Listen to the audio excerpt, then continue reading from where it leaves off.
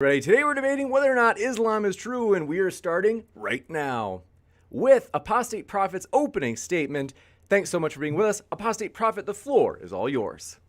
Thank you so much, James. Thank you for, and thanks everyone for watching. Thanks for being here. I realized that I forgot again to set a timer, but I think James has that very much under control. I will be making a 12-minute opening statement. Yeah. First off, thank you so much, James, for organizing this. Thank you, Dr. Abdul Majid, for offering this debate and for being here.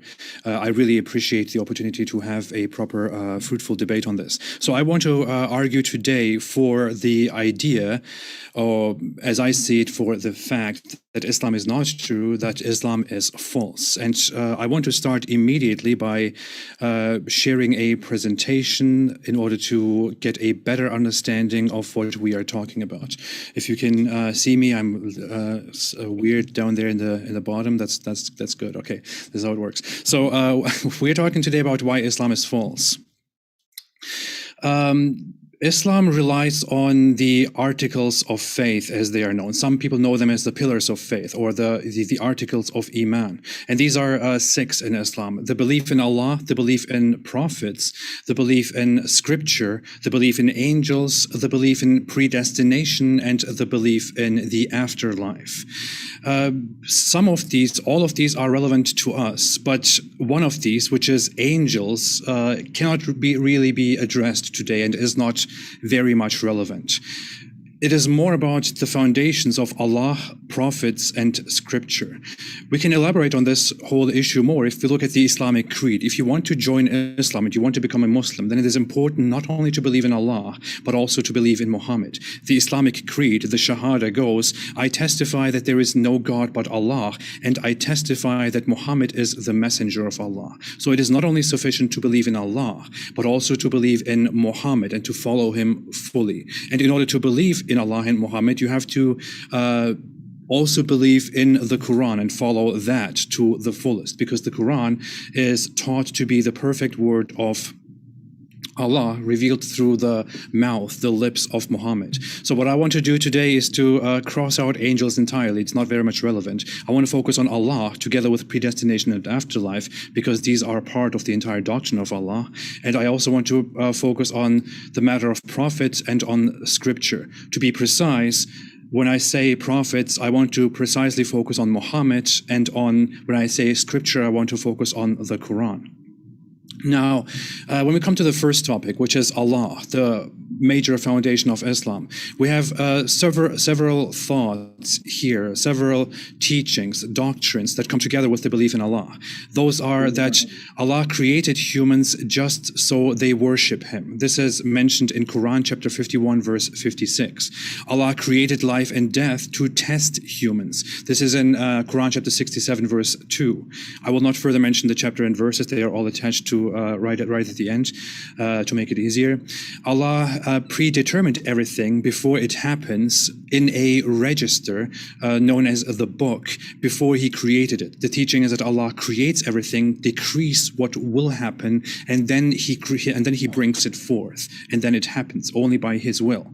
It says further in the Quran that Allah guides and misguides whom He wills, and that nobody can guide someone whom Allah has not guided. It says in chapter 10, verse 99 and 100, I want to emphasize this because this is very important to me. It says that no one can believe unless Allah wants them to believe. It says, if Allah wanted everyone on the earth to believe, they would all believe. And it says, no soul can believe except by the permission of Allah, very explicitly. Further, it says in the first full chapter, which is Quran chapter 2, that Allah has set upon a seal upon the hearts of the disbelievers. And finally, one more example, Allah created many humans for hell in chapter 7. But I want to go fully into this verse briefly, because I think this is very significant. The verse clearly says, and we have certainly created for hell many of the jinn and mankind. Jinn are not important to us. They are believed to be mythical parallel beings in the world. They have hearts with which they do not understand. They have eyes with which they do not see, and they have ears with which they do not hear. Those are like livestock. Rather, they are more astray. It is they who are the heedless. I don't want to focus very much on the whole, moral discussion of what it implies that the disbelievers are like livestock. I want to focus more on the fact that the Quran clearly says that Allah created humans for hell, and they cannot understand, they cannot see, they cannot comprehend. Now, based on this, apparently I need to skip you on the screen. Based on this, we have the following thoughts.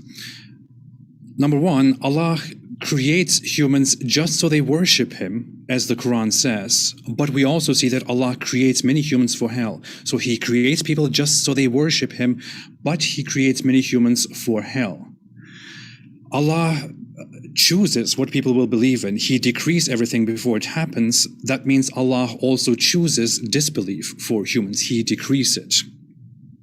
Allah guides and misguides whom he wills. By this we understand that Allah does not guide the disbelievers. On the contrary, Allah misguides the disbelievers. In the explicit words of the Quran, Allah leads them astray. Allah punishes the disbelievers for what he decreed upon them for disbelief. And finally, the final thought is Allah punishes his own perfect design. The thought here is that Allah, before creating humans just so they worship him, he creates them in a very precise, very strictly designed way. He designs them exactly as they are. And then with the capabilities, with the functions of their brain, with their environment and everything that they have, which he perfectly designed by his will, he eventually punishes them for disbelieving, and he rewards others for believing, although it is all his design, his creation, all his decree. Does that make sense? To me, it doesn't. I think I see here many major contradictions. By this standard, by this approach, I would come to the conclusion that the belief in Allah is a little bit nonsensical. It's not very coherent. It's quite illogical. Further, when we come to Muhammad, which is the second topic, we have certain thoughts about Muhammad, which is that Islam relies on Muhammad's prophethood. Islam reveals the Quran, which Allah reveals to him through his mouth to the audiences. According to the Quran and according to the Islamic narrative, Muhammad always speaks the truth. Muslims have the obligation to obey Muhammad fully and to believe him. That's what the Islamic religion depends on. The Quran says that Muhammad does not speak of his own desire. He is guided and inspired by Allah. He is always guided and inspired by Allah. If Muhammad makes false prophecies or spreads falsehood, he cannot be trusted and Islam crumbles. I want to come to one specific hadith, one specific narration about Muhammad that I find extremely crucial, which tells us a lot about who Muhammad was and what he said. In this narration, it says, a person asked Allah's apostle, when would the last hour come? Thereupon Allah's messenger kept quiet for a while, then looked at a young boy in his presence and said, if this boy lives, he would not grow very old till the last hour would come to you. This is in Sahih Muslim and a very reliable hadith by Islamic standards. So if it is not clear, the people come and ask him about the last hour, which, as it is familiar in the scripture, refers to the day of judgment. He then stops and says, before this boy grows very old, the last hour will come. Now, Muslim apologists have reinterpretations for that, and I'm sure we will get into that. But it is very clear from a plain reading that this is a false prophecy. The last hour did not come. I don't think I have to say that. By this, we can conclude the following syllogism. A, if Muhammad made false prophecies, then he is not a true prophet and Islam is false. B, Muhammad made a false prophecy. C, therefore, Muhammad is not a true prophet. Islam is false. We have, of course, more examples to that, such as that he said, I and the day of judgment have been sent like this, and he made a sign with his fingers, like very close, that soon there will be a huge treasure of gold uncovered by the Euphrates, which will go dry. The Euphrates did not go dry since then. He said that Jesus will soon descend among you. Islam does take Jesus and reinterprets him. He says that there is a big turmoil at hand. This tribe called Gog and Magog will soon invade the world. world never happened. We don't have any signs of such a thing. He said that the women of the Daws tribe will move around Dhul Khalasa. Dhul Khalasa was a temple like the Kaaba in Yemen that existed that Muhammad later destroyed. So this prophecy is no longer possible. And finally, he also says that the sun will rise from its setting place, which is a completely false description of the world. But we will come to that in the next and final step, the Quran. The Quran, we have certain teachings about the Quran, which the Quran tells on its own. It says right at the beginning, this is the book about which there is no doubt. It further says, then do they not reflect upon the Quran? If it had been from any other than Allah, they would have found within it much contradiction. So by the Quran's own standards, since it is word for word the speech of Allah, if it is from Allah, then it must be 100% true. If there was only one mistake, then Islam is false. Now, we have certain examples. Some of them are very popular. Others are just my favorites. It says in the Quran that semen comes from between backbones and ribs. It says that stars are missiles that are thrown at rebellious devils. It says that the sun runs toward its resting place, literally, which is something that is explained even in more detail by Muhammad. It says that the moon has split asunder, the favorite belief that the moon has split in two in Muhammad's time, which is something that makes no sense because we would have witnesses of that in the 7th century. We don't have a single one. The Quran further doesn't understand the nature of the sun, the moon, day and night, because it makes it look like the sun has its light, the moon follows the sun, the day reveals the sun, and the night covers the sun. And further, it makes another mistake. I forgot to add the source here, apparently, that Jews say Ezra is the son of Allah in chapter 9, verse 30, which is something that comes out of ignorance. There is no such Jewish belief, and it has never existed as far as we know. So the Quran is not a book that is full of guidance. The Quran is a book that is full of some basic ignorant statements, as we can see here. And by this, I want to make the following syllogism. If there is only one mistake in the Quran, then Islam is false. There are many mistakes in the Quran, therefore, Islam is false.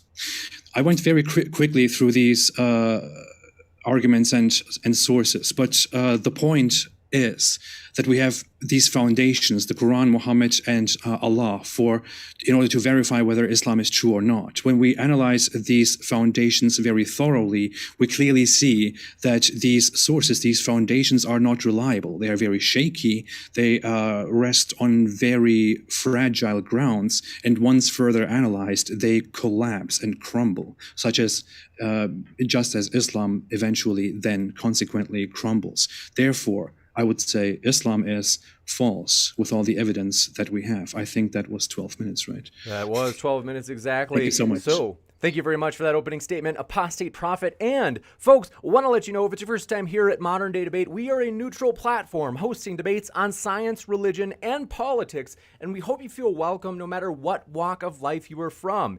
Also, my dear friends, we are very excited at the bottom right of your screen next week, a debate on whether or not the Bible promotes slavery. That's going to be an epic one. So don't forget to hit that subscribe button, as you don't want to miss it. And so with that, we're going to kick it over to Dr. Abdul for his opening statement of 12 minutes as well. Thanks so much for being with us, Dr. Abdul. The floor is all yours. Assalamu alaikum wa rahmatullahi wa barakatuhu. And again, the greeting of Musa alayhi salam. Assalamu ala man ittaba al-huda. The peace and blessing be of Allah upon those people who follows Allah's guidance. So alhamdulillah, James, if you follow Allah's guidance, peace and blessing be upon you. And I'm not wishing bad for you. I wish good, and future also, I wish that peace and blessing be upon you. And Ridwan, peace and blessing of Allah be upon you too, because we are here to discuss. We are not here to, curse anybody. So that's fine.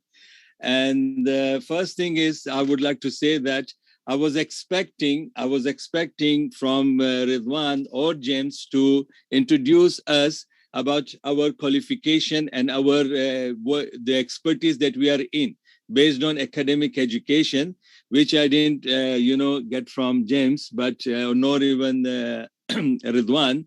And the second thing which I preferred, that because all my studies is based on my Islamic study from Quran and Hadith of Rasulullah, and that too in Arabic as a language, I preferred that these verses should be brought in Arabic, and Ridwan would have read it in Arabic so that I can discuss with him in that sense. But doesn't matter what I have to say now, Islam is true. And that's from my perspective, not from the perspective of Ridwan or from James, because yes, that's very true that non-Muslims will never believe that Islam is true. So definitely we have to accept that this is how they believe, and that's the reason they want to prove it, that this Islam is false, and which Ridwan has done in a very short, discussion in the opening. So let me tell you first, alhamdulillah, I will answer all his questions and I will reuse all his evidences from Arabic, but maybe I'll not be able to finish all his arguments here. But let's see now the understanding of Allah. The argument that Ridwan has brought is on the other side, but let me tell you, Islam is true based on Allah is true, Quran is true, and Muhammad ﷺ is true. And that too is all based from the Quran and Hadith, because that is the only source we Muslims believe in. So when we talk about Islam, Islam starts with La ilaha illallah Muhammadur Rasulullah, which means it speaks about Allah and also it speaks about Muhammad ﷺ. And truly, Ridwan said that when a person wants to become Muslim, he will say La ilaha illallah and Muhammadur Rasulullah, that there is no God to be worshipped except Allah, and Muhammad is the messenger of Allah. That's perfectly correct. A person cannot be a Muslim unless he believes in that. So let's see, when we say La ilaha illallah, that means there is no God to be worshipped except Allah subhanahu wa ta'ala. And we know that Allah subhanahu wa ta'ala is the only personality that to be worshipped, and that is based on chapter Surah At-Tur, which is verses 35 and 36, where Allah subhanahu wa ta'ala has made it very clear that Allah is existing and Allah is the only deity that to be worshipped. And the reason is Allah has put this question, Allah has put this argument to the people who do not deny the existence of Allah. Allah has put this argument, Allah has said that, are they created? Let me read that verse to you, all those people. Let me read that verse in Arabic and I'll give you briefly the explanation of that. It is in Surah At-Tur, as you know, and this is the chapter 52. I want all my audience, especially non-Muslims, I'm not worried about the Muslims. They have already said something they want to say. So now non-Muslims, please, if you have the Quran in front of you, please read this. This ayah says 52, chapter 52, verse 35. Am khuliqu min ghayri shay'in am humul khaliqun. Or were they created by nothing, or were they creators themselves? So this is the first question, that are they these people who deny, the existence of Allah? So how did they come into existence? Did they create themselves? And from what? Go back to the ayah. Am khuliqu min ghayri shay'in. Are they created from nothing? Am humul khaliqun, or are they creator of something? And then Allah says in verse 36 that Am khalaqu samawati wal arda. Did they create the heavens and the earth? Bal la yuqinun, but they are not, certainly they don't believe in that. So this is from the Muslim perspective and from the person who has got intellectual power to understand, because there are so many existence in this universe that we see. So the first question is that if you don't believe in Allah as the creator, then how did you create? How did you create the things? And how did you create yourself? Did you create yourself? That is certainly, can somebody, like an example of a mother, can mother create herself? Can mother create mother? Then this is very clear, that he created from nothing, self-created, created by something created, or created by something uncreated. So therefore, there has to be someone, and that is a part of darura, which Ridwan will understand from Turkish language. We call it in Urdu as well, zaruri. And in Turkish also we say darura, and that's a concept which is in English we call necessity. So by necessity, there has to be one creator, then there comes the creations. So all that is answered there. So why only one Allah subhanahu wa ta'ala? Then we can say that the people may say, why only one Allah? Yes, of course it is only one Allah. Because even when we see, I came from the, martial art field. When you go into the ring, you cannot have, two winners. They may draw, but still one will be still heavier than the other one, or overpowering one over the another. And there will be a chaos, like you can see now, Tyson Fury and Wilder. They're all now going for the third fight because they don't want to accept, one king in the boxing ring. So this is how. So this is the answer, that it is only one God. And Allah subhanahu wa ta'ala has said in Surah Al-Isra, Allah has said, قُلْ لَوْ كَانَ مَعَهُ آلِهَةٌ كما يقولون إذا لابتغوا إلى ذي العرش سبيلا. That if there would have been another, these people used to say that why only one Allah? Why we can't worship Lat, Manat and Uzza? Why we have to only worship one God? Then Allah subhanahu wa ta'ala has said, if there were other gods along with Allah, as they say, then they had sought a way against the Lord of the throne. Means they would fight with each other and become a chaos.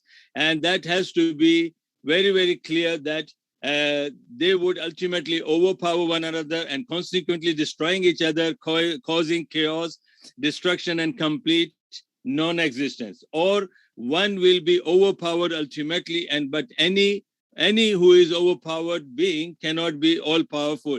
Definitely one has to be the powerful one. And no matter how many gods you bring, 10, 20,000, the same principle will be applied. So by necessity, it has to be only one and only who is independent and all-powerful. Yes. Now, when we go back to the Quran, no other book on the face of the earth can, define God like this. The rest of the things I can discuss with Ridwan, and I can speak from Arabic perspective, how the verses go and how he has understood, because he can't just bring the translation and say that we have to go back to our own sources to understand Arabic, Quranic Arabic, the verses from Arabic language and Arabic understanding, and from the hadith too.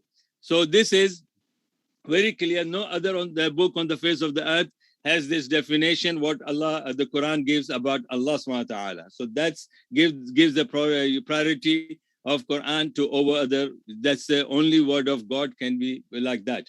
And the oldest testament is the closest for, without falling into contradiction. So there's all the books you will find, they will be having a contradiction. And the most closest book on the face of the earth, other than Quran, is the Old Testament that the Christians are having in their hands. That is Bible. And the Bible too has got the contradiction about the definition of one God. And the New Testament is talking about the Trinity. So alhamdulillah, only Quran is free from all these contradictions when it comes to the clear definition of Allah subhanahu wa ta'ala. And all the miracles of the Quran are also just bonus evidence. So we'll talk about the rest of the thing. Let's go to Prophet Muhammad sallallahu alaihi wasallam. According to Ridwan, whatever he has said, we will discuss that by points, inshallah. So let's see first. There is no doubt about his existence. Even the non-Muslims have confirmed that Prophet Muhammad was there. And we can see the book that is written in the history, that he is one of the top, out of 100, he's the top man who has, the name of the book is The 100, a ranking of the most influential persons in history. And that was by Michael, the famous author, and he brought Muhammad on the top amongst the 100. And being a Christian, he brought Jesus in the third number. So that's within itself, in day and age today, it confirms that Muhammad is existing, and he gave the reason why he's better than Jesus. And as far as Jesus is concerned, only Quran speaks about his existence beside the Bible. Otherwise, no other religion has spoken any existence of. So Jesus' existence is doubtful. Moses' existence is doubtful, but we also believe in that. And same thing, if he was a liar, like seeking fame and fortune, then he could have become womanizer or world lord, etc., etc. Then all opportunities that he had, even before becoming the prophet, he could have taken one of them, like he was offered a beautiful girl. He didn't take that. He was preferring to stay with the widows and divorcees, and where women were much older than him in age. So this is one thing. He was offered the wealth. He didn't accept it. He was given the position to become a leader, and he didn't say that. He didn't accept that. And he was also given, so many opportunities and then finally they decided that he might be in delusions and he might be, a possessed person. So they tried to get him his spiritual treatment. All these things have been proven wrong because he was someone who has brought the new civilization. He has changed the Arab world in 23 years, and he has brought all this. His Quran was a debate for the people who were known as the best poets of his time. And he was the best amongst them. He could have become a poet and could have got the fame and name.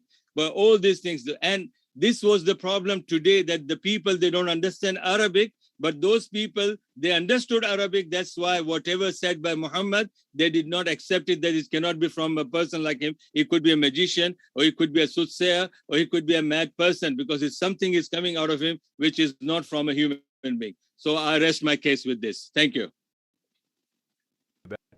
Thank you very much for that opening statement, Dr. Abdul. And want to let you know, folks, regarding the format, we have these 12-minute openings followed by 6-minute rebuttals, which we're about to jump into. And so I want to remind you, our guests are linked in the description. We really do appreciate our guests. And our guests are also linked in the description box for the podcast of this episode or debate, as we do have a podcast which is linked in the description.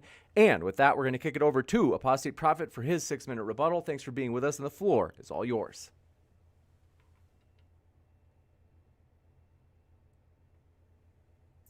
Yeah, I had to unmute myself, sorry. So what I got from Dr. Abdul Majid's opening statement is, I didn't get anything, honestly, not very much that I can argue with. He made a few responses to the things that I said. He didn't exactly respond to anything I said as I see it. When it comes to the Quran, he basically said that the Quran is the word of God because it is the word of God. He said that there are no flaws in the Quran because there are no flaws in the Quran, which is circular reasoning to me. I would bring up many flaws, many mistakes, many contradictions in the Quran, but as it seems to me, his intention is simply to dismiss them by either saying, let's read the Quran in Arabic, not in English, which I think is unnecessary, and we wouldn't consider something like that necessary in any other field. The Quran is a book like many others. It is not full of some very secret message that can only be codified, that can only be encoded in its own original language. We use translations and interpretations, authorized translations and interpretations of the Quran by Islamic scholars for 1,100 years, as we use translations and interpretations for many other books in the world. So when we read the Quran and we see many statements therein that are obviously flawed, we have to deal with those. We can't just say, well, you have to read it in Arabic, or the Quran is true because the Quran is true. We have to deal with the subject matter. When it comes to Allah, he basically said, I'm sorry, I don't want to misrepresent you, but Dr. Abdul Majid basically said, Allah does exist, because if Allah doesn't exist, then how do you exist? Or I think he said it in a much less in a worse way, to be very honest. He said, if Allah did not create you, then who created you? That is, I think that question doesn't entirely make sense. It's like saying, if you don't believe in a creator, then who created you? Or to be more precise, if you don't believe in creation, then who created you? I don't believe in creation, so the question, who created you, would not really make sense to me. But then again, that wasn't really the point of the whole discussion around Allah. I don't discuss theism. I don't discuss creation. I don't discuss the origin of existence and the nature of being. That is something that I think is rather irrelevant to the discussion of whether Islam is true or not. If there was a creator, if we did come to the conclusion that a creator exists, then that creator could be anything. It could be an uninvolved, unconcerned creator. It could be the creator of Christianity or of different religions around the world. That doesn't do much to the question of whether Islam is true or not. He basically said Allah exists because Allah exists, but there was no evidence attached to that. His approach to why Allah exists is basically like saying, if there is no thunder god, then who sends thunder? Or jinns, according to Islam, are made of smokeless fire. They are these creatures that nobody sees, and they are made of smokeless fire. And his question would be something like, if you don't believe in smokeless fire, then what are jinns made of? Well, I don't believe that jinns exist, so it would not make much sense to ask me what they are made of. or it would be something comparable to if there is no cycle of reincarnation, then how are you being reincarnated? Well, I don't believe in reincarnation, so I don't expect to give an answer on how the reincarnation works. So I don't believe that Allah exists. I don't believe that Allah is true. I don't believe that the foundations of Allah are solid, are convincing, and I gave many reasons for that, such as that the entire nature and the theology of Allah is flawed. It doesn't make sense for the perfect and almighty and all-knowing Allah to exist, to create us flawed beings, and then to judge us based on what He Himself designed in the very beginning. If I could be convinced that that makes it sense, that is coherent, then we could talk about the nature of Allah, but we haven't solved that problem, and we can't just skip one major problem and then go on to circular reasoning. When it comes to the issue of Muhammad, Dr. Abdul Majid basically said that there is no doubt to his existence. I agree. I wouldn't say no doubt, but I don't doubt his existence, and I don't argue against the idea that Muhammad existed. Honestly, it's rather irrelevant to me. What matters to me is that we have a character named Muhammad, and whether he truly existed or not is very much besides the point. What matters is all the things that he is supposed to have done and supposed to have said, and whether we can rely on those things or not, whether we can take his prophecies as true prophecies or not. We have a lot of evidence that he made false prophecies. Of course, you could say we have a lot of evidence that he made true prophecies and that he was a good guy, but that doesn't mean much if we also know that he was not such a good guy and that he made false prophecies, which invalidate all the good. If you only made one false prophecy, and we can verify that, then the 99 true prophecies can be dismissed because he made a false prophecy, and we have proof for that, if we have proof for that. When it comes to the whole issue of Muhammad was the most influential character, and that was declared in a list of the 100 greatest characters in history, a list made by Michael H. Hart. It's not something that I consider relevant to the issue, but I still can't help but comment on that. That is only one list of many lists in the world that were made about the most influential or greatest people in the world. That one happens to be one that lists Muhammad as the first. The problem is that this list was made by a person called Michael H. Hart, who is not a historian. He is actually an astrophysicist and also a white nationalist, by the way, who has a problem with Christianity and who therefore wants to divide the influence of Jesus into Paul and Jesus and put Muhammad on top of that. So in Muhammad being a good guy in an environment that is described by Islam as the age of ignorance, the pre-Islamic Arabs who believed in the most ignorant things, is not really proof that he was a truthful prophet. Thank you so much. Thank you very much. Apostate Prophet, we will kick it over to Dr. Abdul for his 6-minute rebuttal as well. The floor is all yours. Thank you very much, James. James, my humble request to you is that please, if he needs 1 or 2 minutes extra to say, then that's very fine. Now I can only, put down all his arguments with due respect to him. I have a very high respect for every human being, regardless of what he says, what he does, and what he understands.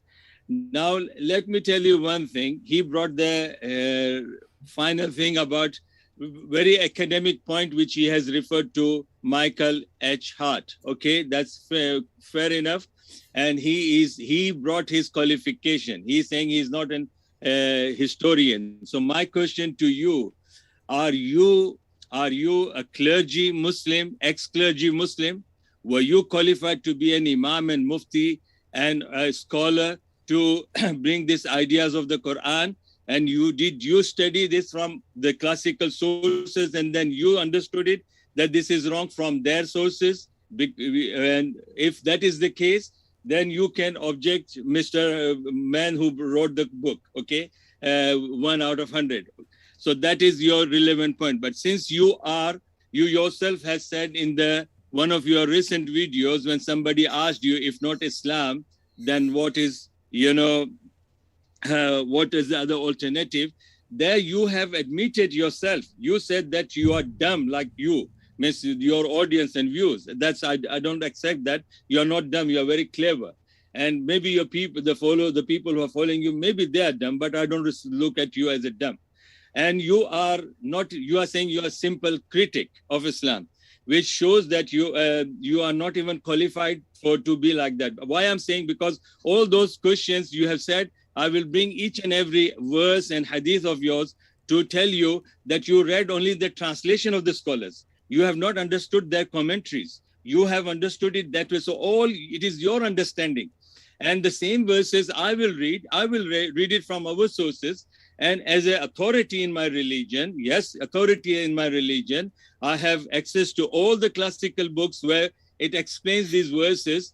And most of these scientific things that you have brought about sun, moon, this and that, I can just tell you, Allah is not telling any Muslim scholar or any lay Muslim to go and do the research, scientific research on that. We are not concerned about that. We are just known that Allah is the creator. And if not, then first question again comes back to you.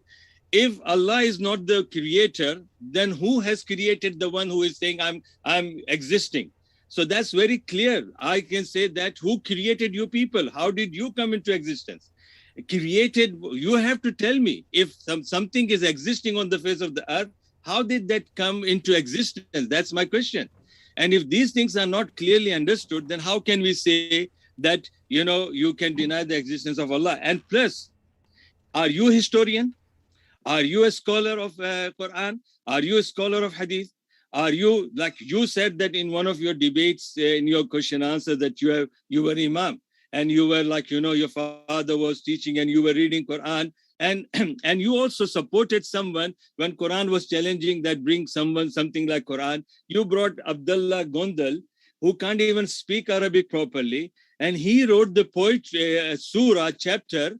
And believe me, Farid has given the answer to that. But alhamdulillah, I told my team that Farid should have spoken about the grammatical thing of that, because Quran in its language itself is a miracle, which many people, they don't understand. And that's why I feel more comfortable and easy if you would have discussed with me all these verses about Allah. You brought here on the screen, I have made a, screenshot on that, and I'll discuss with that.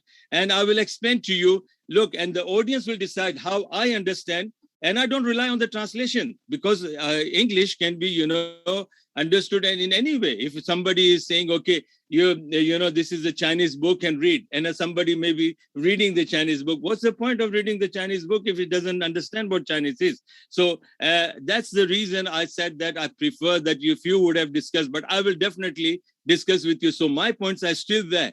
Prophet Muhammad SAW was a well-known person. Because you are not historian, and you do not have correct historical base from our sources. That's why you have picked and chose, certain things about a negative of Rasulullah. And you did say in your point that please, before converting to Islam, you must know that Muslims always speak good about Allah, Rasul, and Quran, but there are certain things, crucial things that you should know. So you brought all those things. I can say you are specialized in that. But academically, I can say that, like James is going to do his PhD. Now, James, if he has to, work in the university and teach the subject which he has done PhD in, definitely the university will accept him. If I want to teach Islam, if I want to teach, because my PhD is in business administration, as an academic, I can teach lectures on business administrations, on economics, on finance, all that. But as far as your part is concerned, I think that you have got a list of 13 points, which you have put yourself very clear that you don't stand anywhere, even in criticizing Islam, because you're not even qualified to do that. So, but still, that is your understanding of the Quran and Allah and Rasul. So this is what I wanted to just end up here, that your argument is still baseless, because that is your understanding, and your understanding is wrong. And inshallah, we'll discuss furthermore, inshallah. You got it. Thank you very much for that rebuttal. We are going to move into open discussion, folks. So with that, gentlemen, I hand it over to you for the next 45 minutes in free and open dialogue. What I find a bit disappointing, I'm very disappointed, honestly. No, I am very disappointed. I have to say that. I have to be very honest. I think it's not very useful to appeal to authority and appeal to education and try to target me personally. I don't do that. I talk to everybody regardless of their degrees. When I brought up Michael H. Hart, I brought him up because it was your appeal to authority, which I then responded to. I don't really care who writes what.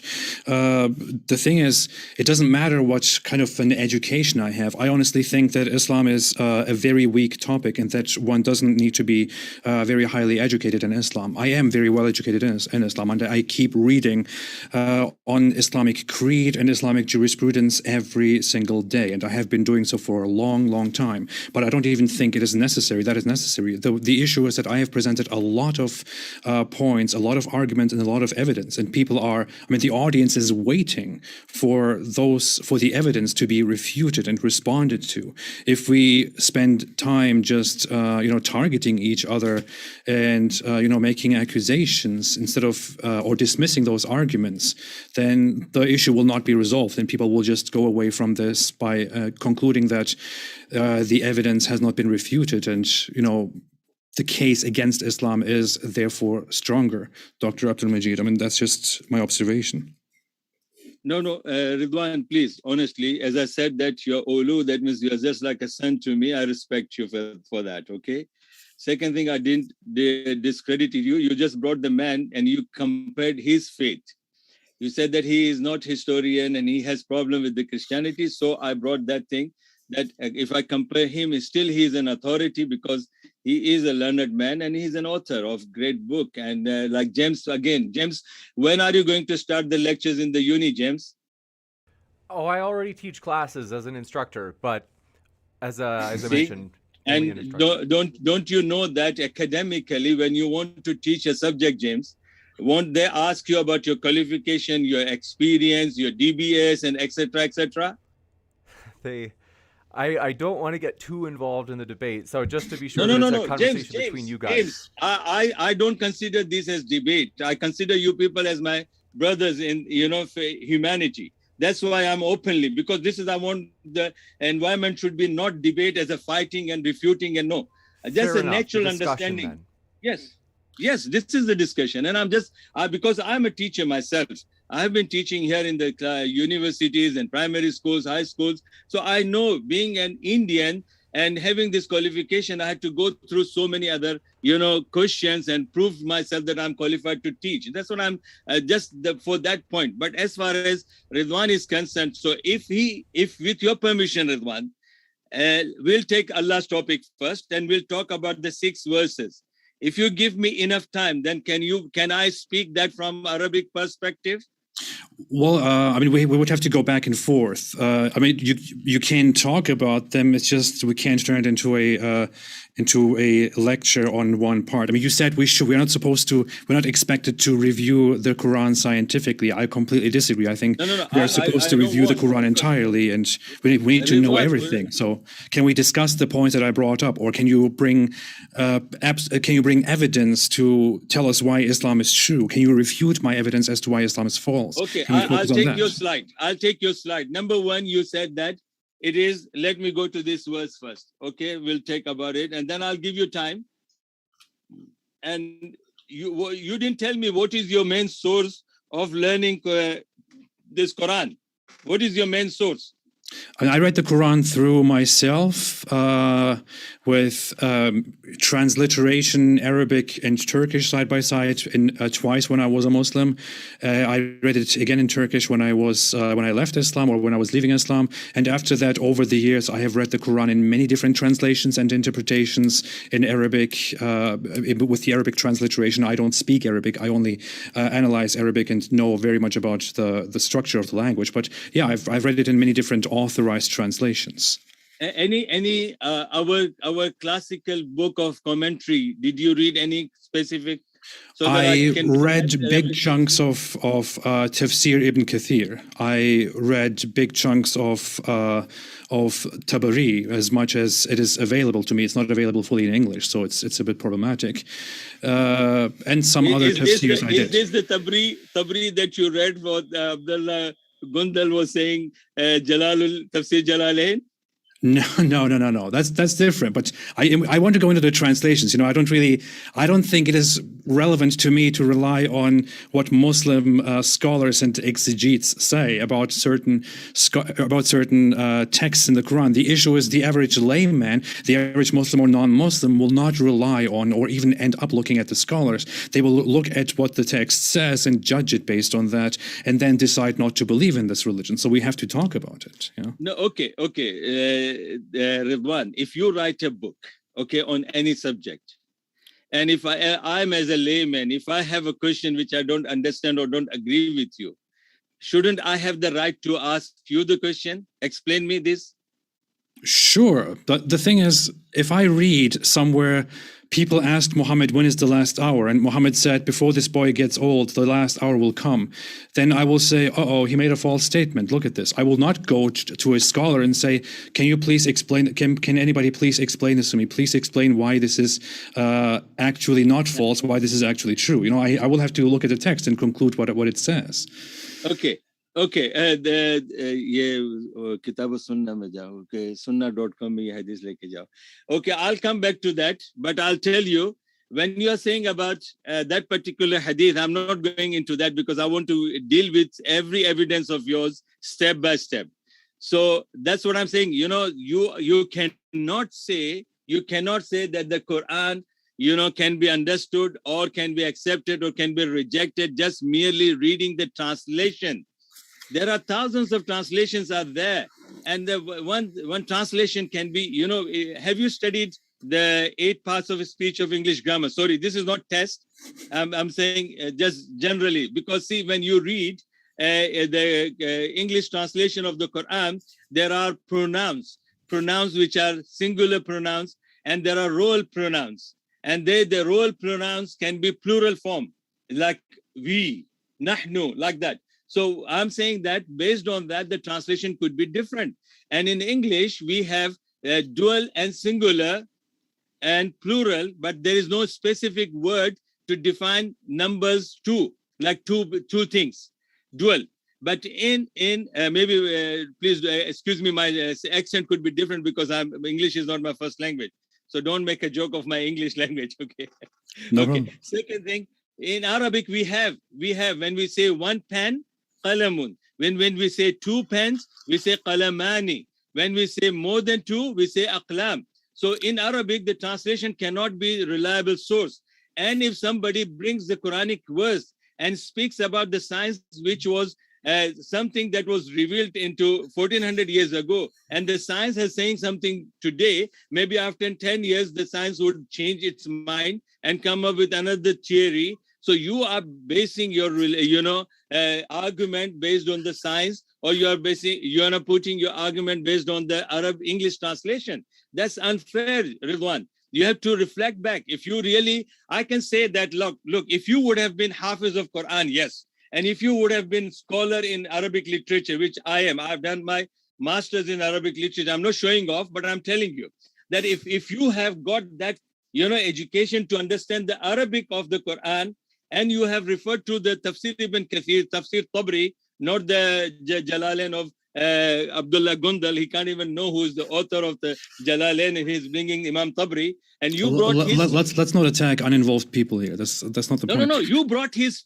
surah. You brought his surah to defend the argument that the Quran chapters can be produced. And I thought that, Ridwan, if I had your personal number, I would have explained to you, Ridwan, this is a serious grammatical mistake in his first verse. So, okay, let's go to the so here is the issue, Dr. Abdul Majid. Here's the problem. What you're suggesting is basically we have many authorized Quran translations. Some of them were authorized by very high Islamic authorities. We have Sahih International, we have Pictol, we have, Muslim Khan, we have all these English translations. We have new ones that are, MAS Abdul Halim or whatever it's called. We have these very authorized, very, good, accurate translations of the Quran. We have translations in different forms. These are authorized.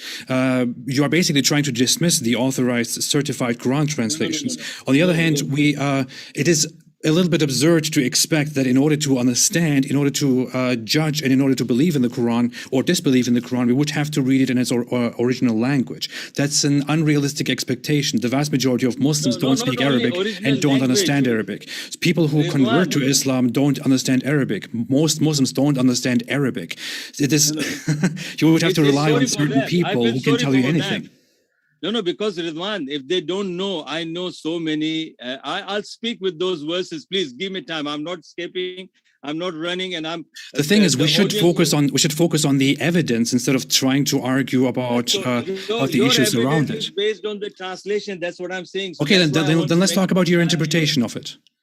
Yes, you are, and the translation will not give you something that has been revealed 1400 years ago. Okay, then tell me where it's wrong and tell me the correct version of it. Okay, I'm coming to you. Something has happened 14 years ago, and now you are just bringing one sentence of that, and you're bringing making a whole story about it. That does not make any sense. You have to have a historical background. Okay, I'm sorry, but you have to point out where exactly I am wrong instead of trying to, talk about what I'm supposedly doing. That you are not referring. You can read the Quran and you may understand, but you can say I don't understand it. So how can I make you understand if you don't go to the main sources? Now, then why are we debating? Then why are we debating, Dr. Abdul Majid? If you're just going to say we can't understand it and that's how we just move on with it, then why are we debating here? Will you respond to the issues? No, Ridwan, since you said this, I'm coming to it now. Okay, let's go. Let's have a proper, give and take. You have brought this Surah Al-Dhariyat, chapter 51. Yes, it is. Chapter 51, verse 56. Chapter 51 and verse 56. وَمَا خَلَقْتُ الْجِنَّ وَالْإِنسَ إِلَّا لِيَعْبُدُونَ. It is very clear, I believe, that Allah is the creator, and Allah created the jinn and ins to worship him. So what's your problem with this? It's clear. You tell me what was the problem with this. Let's understand what's the verse now. The problem with this is that this is not solely on its own a problem. This is a problem together with the other verses connected. Because this verse says Allah created humans just so they worship him. But then we also find in the Quran that Allah created humans for hell. Allah decreed disbelief and so on. So my question would be, if Allah created humans just so they worship him, then, mindlessly, then why did he create humans flawed? Why did he design humans? Why did he decree disbelief for them? And why did he create many of them for hell? If worship is his mission, then why do all these things? It doesn't make sense. That's a contradiction in and of itself. Okay. The first question about this, first objection about this. Let's start with this. That Allah created the people, jinn and ins, to worship him. Okay, so what's your first objection? Why did he create them, and why is he going to punish them then? That's the thing. It is, if he created humans to worship him, then why did he create people who will not worship him, and why did he decree disbelief for them? Okay, is that the only question? Now, that's the first question of many. First question. Okay, now tell me, suppose if you are registering or enrolling in the university, and at the first gate you are told, now because you don't have Islamic background to understand, tell me that I understood this from your sources. So I'm telling you, like, for example, if you go to a university and the principal or the head of the university says that, look, to enroll in this university, you have to maintain this criteria. And one of the criteria is that you have to attend the class, you have to attend the lectures, you have to attend all the courses, and then you have to attempt the exam. And if you don't, then the consequences will be XYZ. Is that wrong if you failed? And you didn't mention that. Is that wrong? That doesn't answer the question, because the problem here is there's a huge difference. I see the university, I go to the university willingly, I know the rules of the university, I know the principle and the tests that are given to me, I know what will happen if I fail the test, and so on. When it comes to Islam, It is only a belief, only a claim. I don't see Allah. I don't know that Allah does indeed exist. I don't know if the test is exactly as it's told. I don't see the results of the test. So this is a completely false comparison. And on the other hand, the university only prepares me for something that they have to do. Whereas Allah is almighty, all-knowing. He wants to create humans just so they worship him, but then he goes ahead and creates people who will not worship him. No. He didn't create the people. You bring me one verse in the Quran where it says that he will just merely gonna put some people in the hell. Now that's a challenge to you. Bring one verse from the Quran where the verse that you have quoted 6 verses doesn't say anything exactly what you're saying. Let's see now. This is my challenge to you. Okay, very easy. Quran chapter 7, verse 179, it says, "And we have certainly created for hell many of the jinn and the mankind. They have hearts with which they do not understand. They have eyes with which they do not see, and they have ears with which they do not hear. Those are like livestock, rather they are more astray. It is they who are the heedless." I repeat the very beginning, "And we have certainly created for hell many of the jinn and the mankind." Why? What do you mean, why? Why Allah created, why Allah is going to put them in the hell? You're missing the point in the verse. Tell me about it. Now Allah gave them the eyes to recognize the truth. And this is the same thing, the university gave you the principle, you don't want to follow the principle, and then you fail. So if you have failed, then you have failed. So Allah gave you the eyes to find the truth, see the truth. Allah gives you ears to hear the truth. And Allah gave you the heart or intellectual to accept the truth. And if you don't, and then you are expecting Allah to hug you and say, okay, come on, Ridwan, chalta here, no problem. No, you can't expect Allah to do that. And why Allah is only choosing them and not those who are obeying Allah's command? Why? So Allah, wherever any verse that you are quoting, people may be not listening to you or maybe not going back to your references and properly studying that. But everywhere, even the verse you quoted from Surah Al-Baqarah, chapter 2, 6, 7, even that in Arabic, it says, Inna alladhina kafaru. Inna alladhina kafaru, this is a past tense, and people who disbelieved in Allah, so there's the consequences, the result will come. So Allah is nowhere saying, I merely chose X for the Jannah, whatever they do, I don't care. I chose, these people be for Jahannam, and I don't care, but this is my choice. I created them, and I'm choosing them to go to Jannah, Jahannam. No, the going to Jannah and Jahannam is our choice. And that is what I'm saying.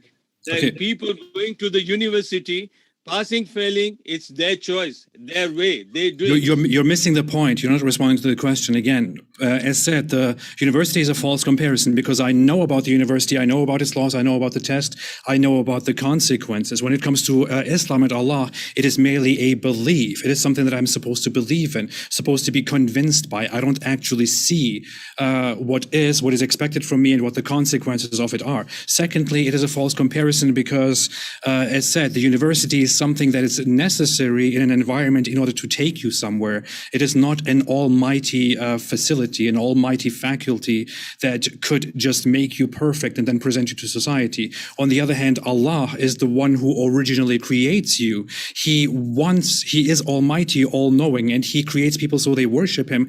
But then he goes ahead and he designs me, for example.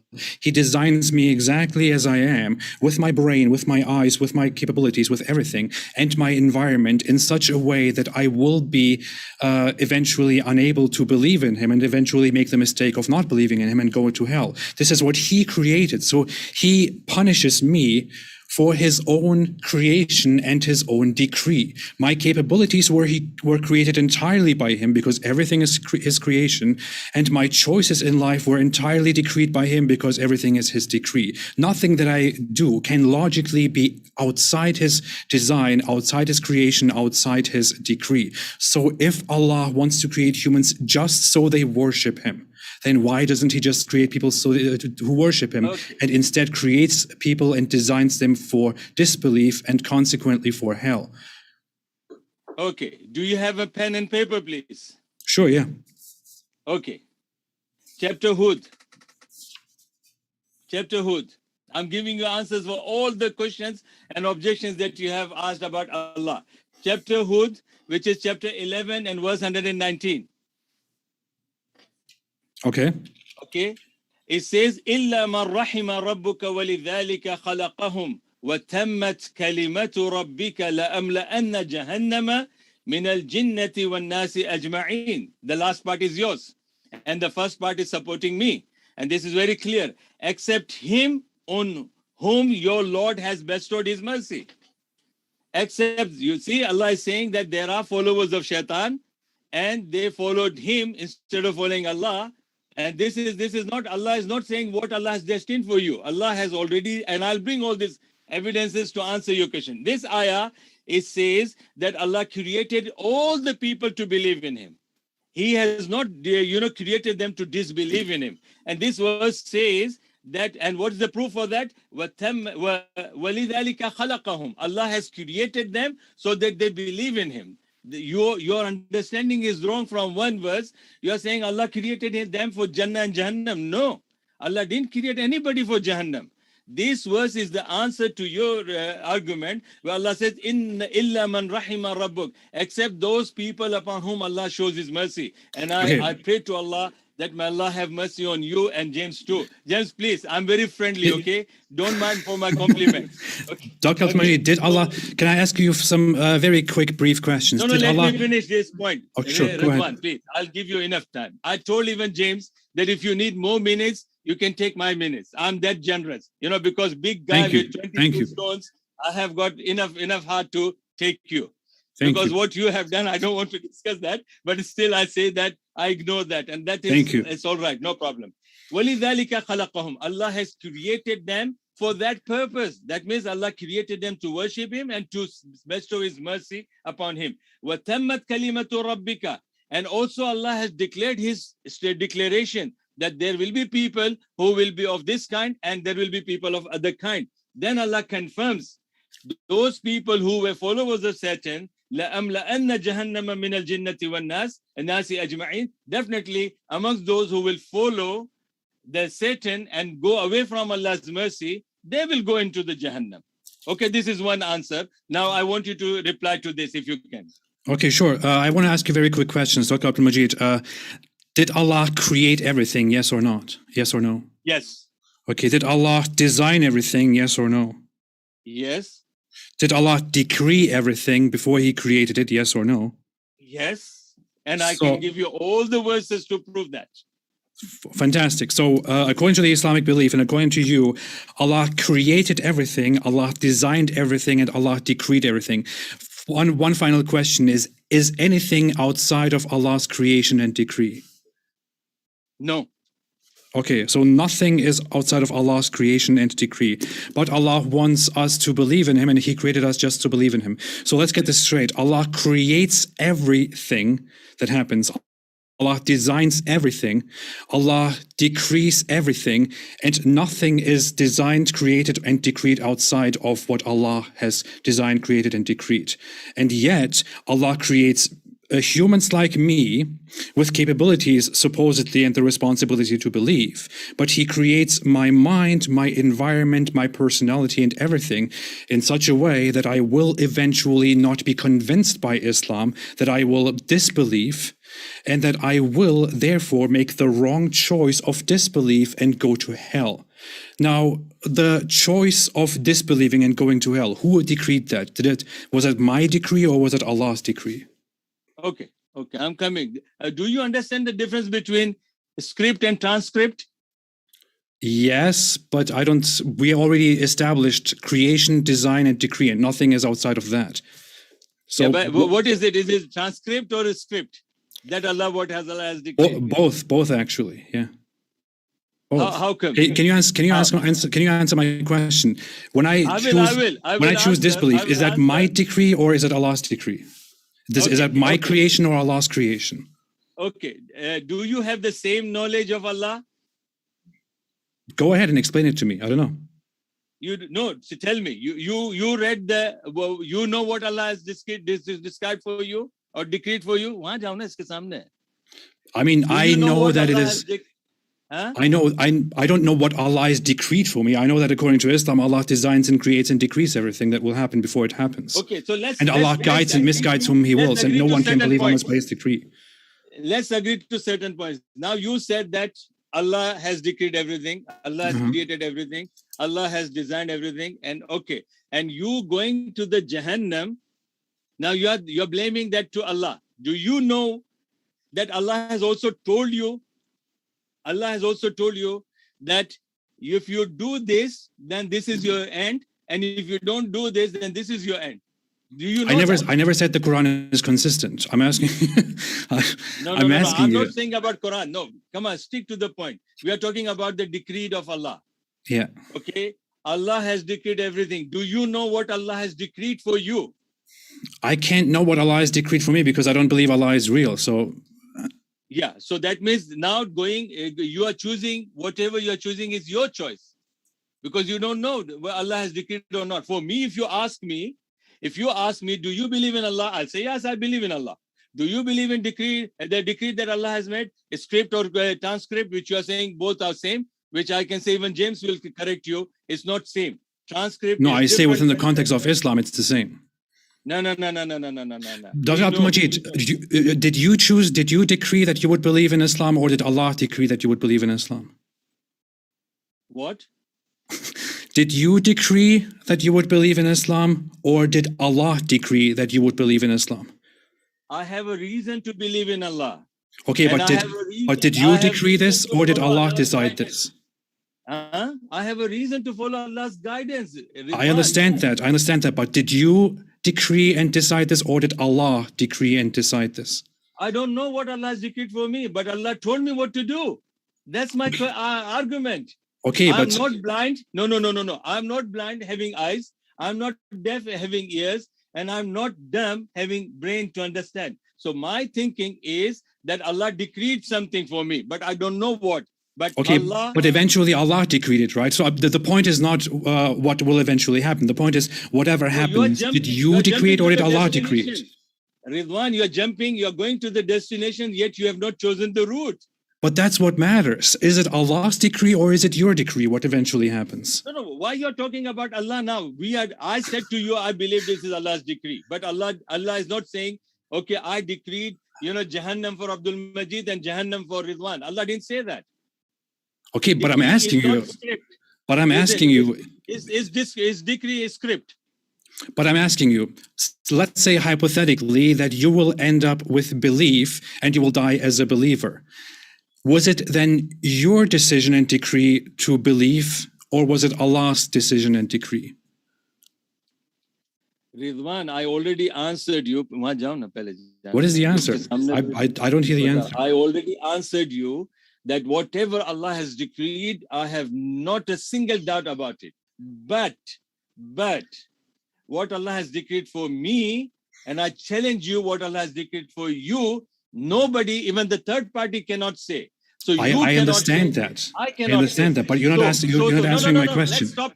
Let's stop here. No, you're not answering my question. I want to ask you. I'm coming. If hypothetically you believe, is it your decree or is it Allah's decree?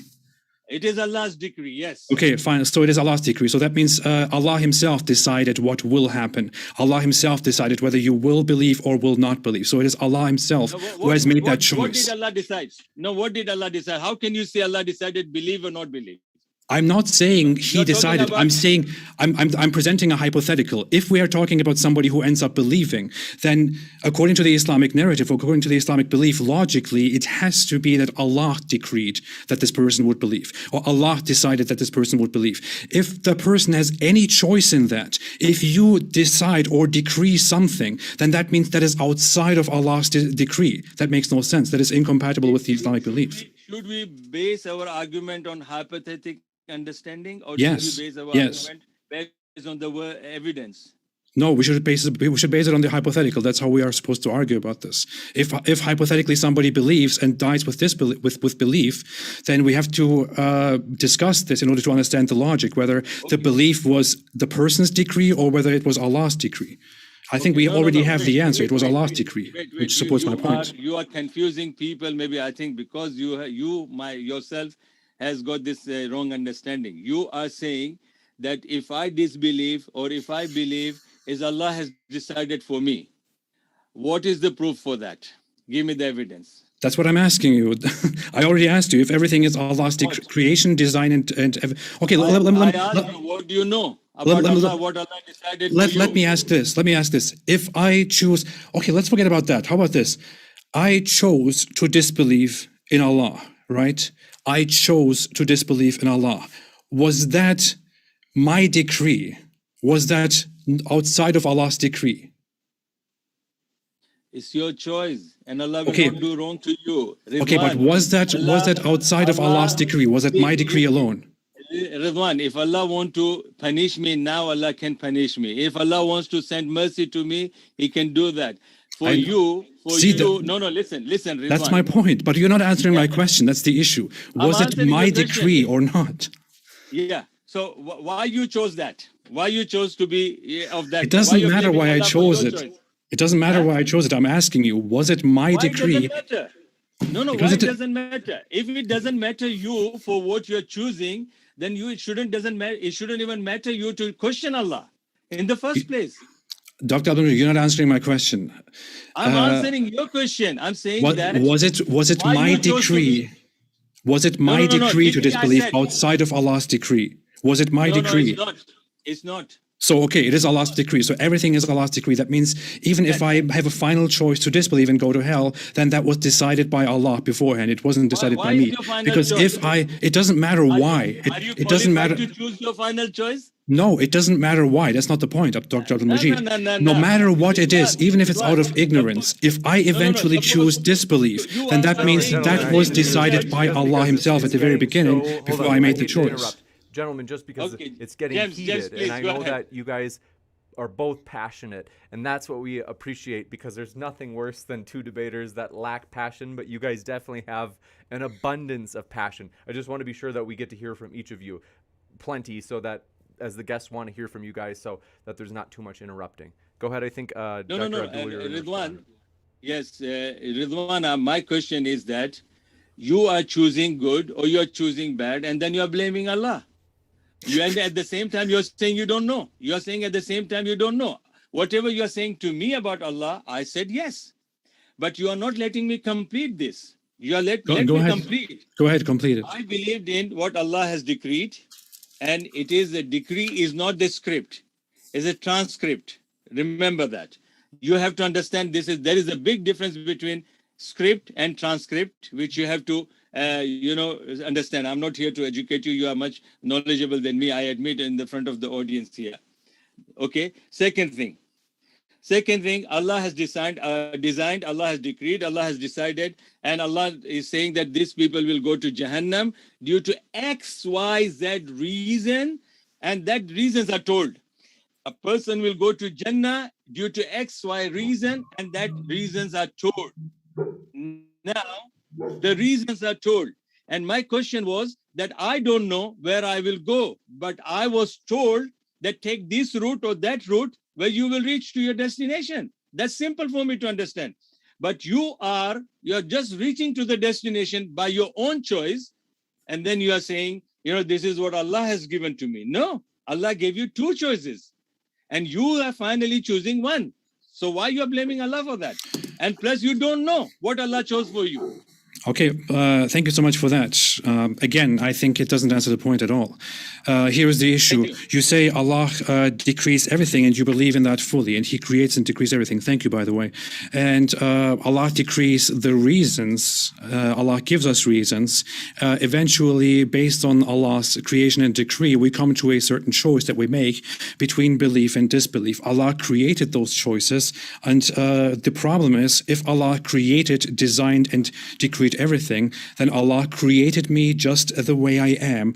Allah designed my brain and my mind and all my functions and capabilities and my environment, everything that influences me. And finally, even if we come to those two choices in the end, if I make the choice to believe or if I make the choice to disbelieve, the eventual choice is also Allah's decree. If I truly have a choice, if I truly can choose independently between belief and disbelief, then that means I am making a choice that is outside of Allah's decree, outside of Allah's creation, outside of Allah's design. If I make a choice, and if Allah created everything, then that means He must have also created my choice to make that choice. Allah must have decreed long before it happens that I would make that choice. Whether it is the right choice or the wrong choice, it is Allah's decree. Can we agree on this? If I make a choice independently from Allah's decree, then that means I acted outside of Allah's creation and outside of Allah's decree, which would be in contradiction with everything that you believe. Allah gave you the choice. Allah gave you the choice. I can quote you number of verses if you want to hear that, because you can't prove me that Allah decreed Jahannam for you for no reason. I told you. Like, for example, you killed somebody and you say to the judge, I finally chose that. You can't punish me for that. That's my choice. You can't ask the judge to say, why are you punishing me? Because this was my final choice. The difference is that the judge is not almighty and He didn't create me at my choice. There you are. There you are. So that's why you are, the judge will say, no, my dear Ridwan, my Habibi Ridwan, a killing person, you know it's a crime. And killing a life, you have to spend time in the prison. That is already told by the law. So law, that's what I'm saying. Allah has sent the law. Allah has sent the law, and Allah has already told you that if you abide by that law, and then you do this, and the same thing. If somebody is being raped, and then the rapist go to the jail, a judge, he says, oh, it's my choice. You know, something happened to me. I take something, marijuana, and I looked at this naked woman and said, it's her choice, my choice. And we did that. So please don't punish me. No, that's not, you can't say that. And then the judge will say, no, a woman can walk anywhere she likes. But you have to maintain it. So I want to conclude the topic because I don't think we will get anywhere with this, but I appreciate the discussion, but I want to conclude it. Of course, you can add to it as much as you want. We should maybe move on to the next question after that. But I want to conclude it by just saying one thing. Dr. Abdul Majid, here's what I think. If I die and I go and stand before Allah and Allah judges me and tells me and asks me why I disbelieved, or He judges me based on my disbelief, I will say to Allah, hey, don't you know you are the Almighty, all-knowing Creator? Are you not aware that you created me in the very beginning and designed me exactly as I am, as the stupid, flawed, or smart, great being that I am, and that you decreed long before me what exactly I would do, and you even made my final choice for me. It was your decision. If I had a final choice, then that would be outside of your decree, which would be in contradiction with the fundamentals of your whole religion. So therefore, it is your fault. But go ahead and punish me if that's how you function. Obviously, you are not very logical. That's what I will say to Allah when I die, and if Allah exists. That is how I want to rest my case. If you want to add anything to it, please do. Let's move on to the next issue then. No. Let me conclude myself. Come on, give me. I'm saying do it. I'm saying do it. Go ahead. Okay. So, people of your kind, I'm saying I never wish bad for you, and I always even taken the critics of my own people to talk about you. When I addressed in my few videos, I addressed you and David Wood as brother, and they told me, how can you call somebody as a brother? Yeah, somebody who is urinating on the Quran and kicking the Quran. I said, no, that's their choice. I don't mind. But they are my human brothers. I will address them as human brothers. I don't want to disrespect them. So then they even told me that you're going to call somebody as your brother who abuses your mother and your daughter. I said, forget it. That's their choice. So what I'm saying now to answer your question, first of all, there will not be any communication between you and Allah. I can certainly say that from the Quran when you believe like that. Okay, so you have no way to blame Allah. But I have the answer for your question. It is, let me take you to the one surah, which is 67, please, if you have the Quran. Yeah. 67. Chapter 67. And I will read it to you, and inshallah, you will know this is the answer for your question to Allah. Allah subhanahu wa ta'ala is saying, وَلِلَّذِينَ كَفَرُوا بِرَبِّهِمْ عَذَابُ جَهَنَّمْ. This is verse 6. that for those people who have disbelieved, okay, which I'm not saying you, but if you are saying, if you want to die like that, it's up to you, your choice. Those people who disbelieved in their Lord, they will have the punishment in the Jahannam, وَبِئْسَ الْمَصِيرِ, and it is the worst indeed that destination. Then, إِذَا أُلْقُوا فِيهَا سَمِعُوا لَهَا شَهِيقًا وَهِيَ تَفُورُ. When they are cast therein, they will hear the terrible drawing in of its breath as it blazes forth. تَكَادُ تَمَيَّزُ مِنَ الْغَيْظِ كُلَّمَا أُلْقِيَ فِيهَا فَوْجٌ سَأَلَهُمْ خَزَنَتُهَا أَلَمْ يَأْتِكُمْ نَذِيرٌ. It almost burst up with fury. Every time a group is cast therein, its keeper will ask. Okay, so you will not gonna ask Allah. Allah will not give you opportunity to ask Him.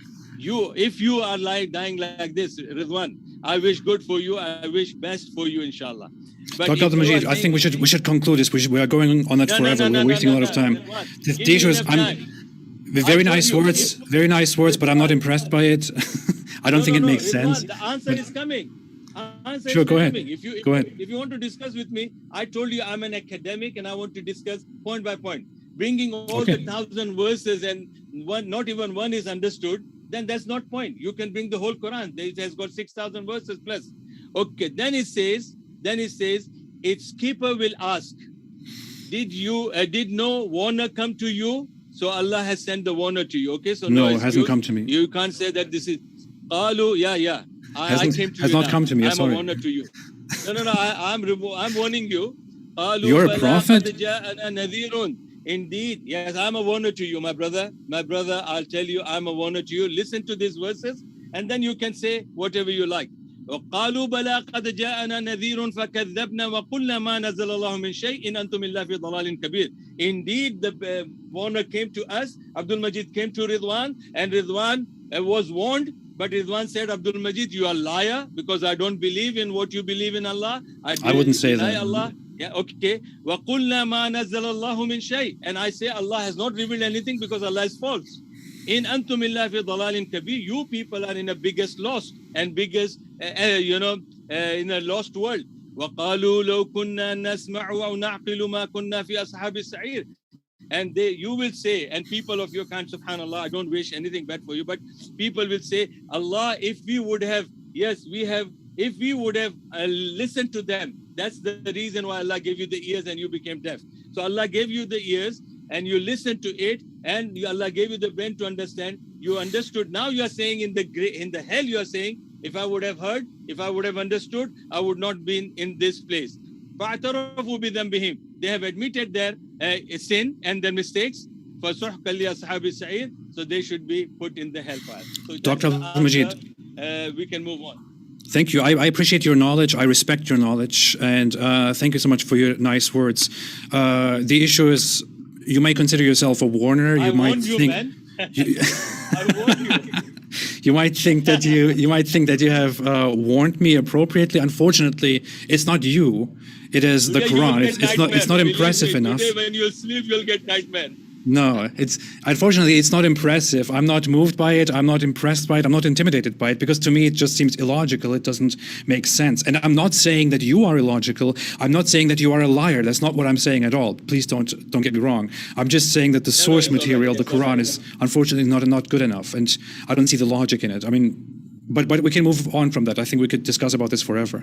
But the whole issue about Muhammad being a false prophet, and according to you, a true prophet who has made prophecies, and according to me, has made false prophecies. Is there anything that you want to add to that? For example, the whole question about when people came and asked about the last hour. How is it in Arabic? The Kumus, I don't know, whatever is mentioned. Okay, that's exactly what's mentioned there. So the last hour, within context, in other hadith, explicitly with the same words referring to the day of judgment. People ask him when the last hour will come, and he keeps quiet for a while. Then he looks at a young boy in his presence and says, "If this boy lives, he will not grow very old until the last hour will come to you." That's what he says in Sahih Muslim, book 54, hadith 172, and also in many other related hadith. hadiths. This is, to me and to many people on a plain reading, a false prophecy. Okay, Ridwan, do you want to discuss about this? And if I say something about this hadith, I'm not convincing. I always in my Jummah khutbahs, I say to the people, even the Christian scholars, they attend my Jummah khutbah, they come before the adhan and they attend my Jummah khutbah. I tell them I'm not convincing you guys. I'm conveying what I believe. Okay, sure. No, that's now fair. let me tell you, you are quoting this hadith, which is, I'll tell you this hadith, and now I'll take you to the hadith. Now let's understand. You are pulling me to a right field. You know, got a minute left. I'll give you the last word, Dr. Abdul. And so maybe if you can wrap it up in maybe a minute to 2 minutes at the most in answering Apostate Prophet's question, and then we have to go jump into the Q&A. Okay, this hadith is not from one book.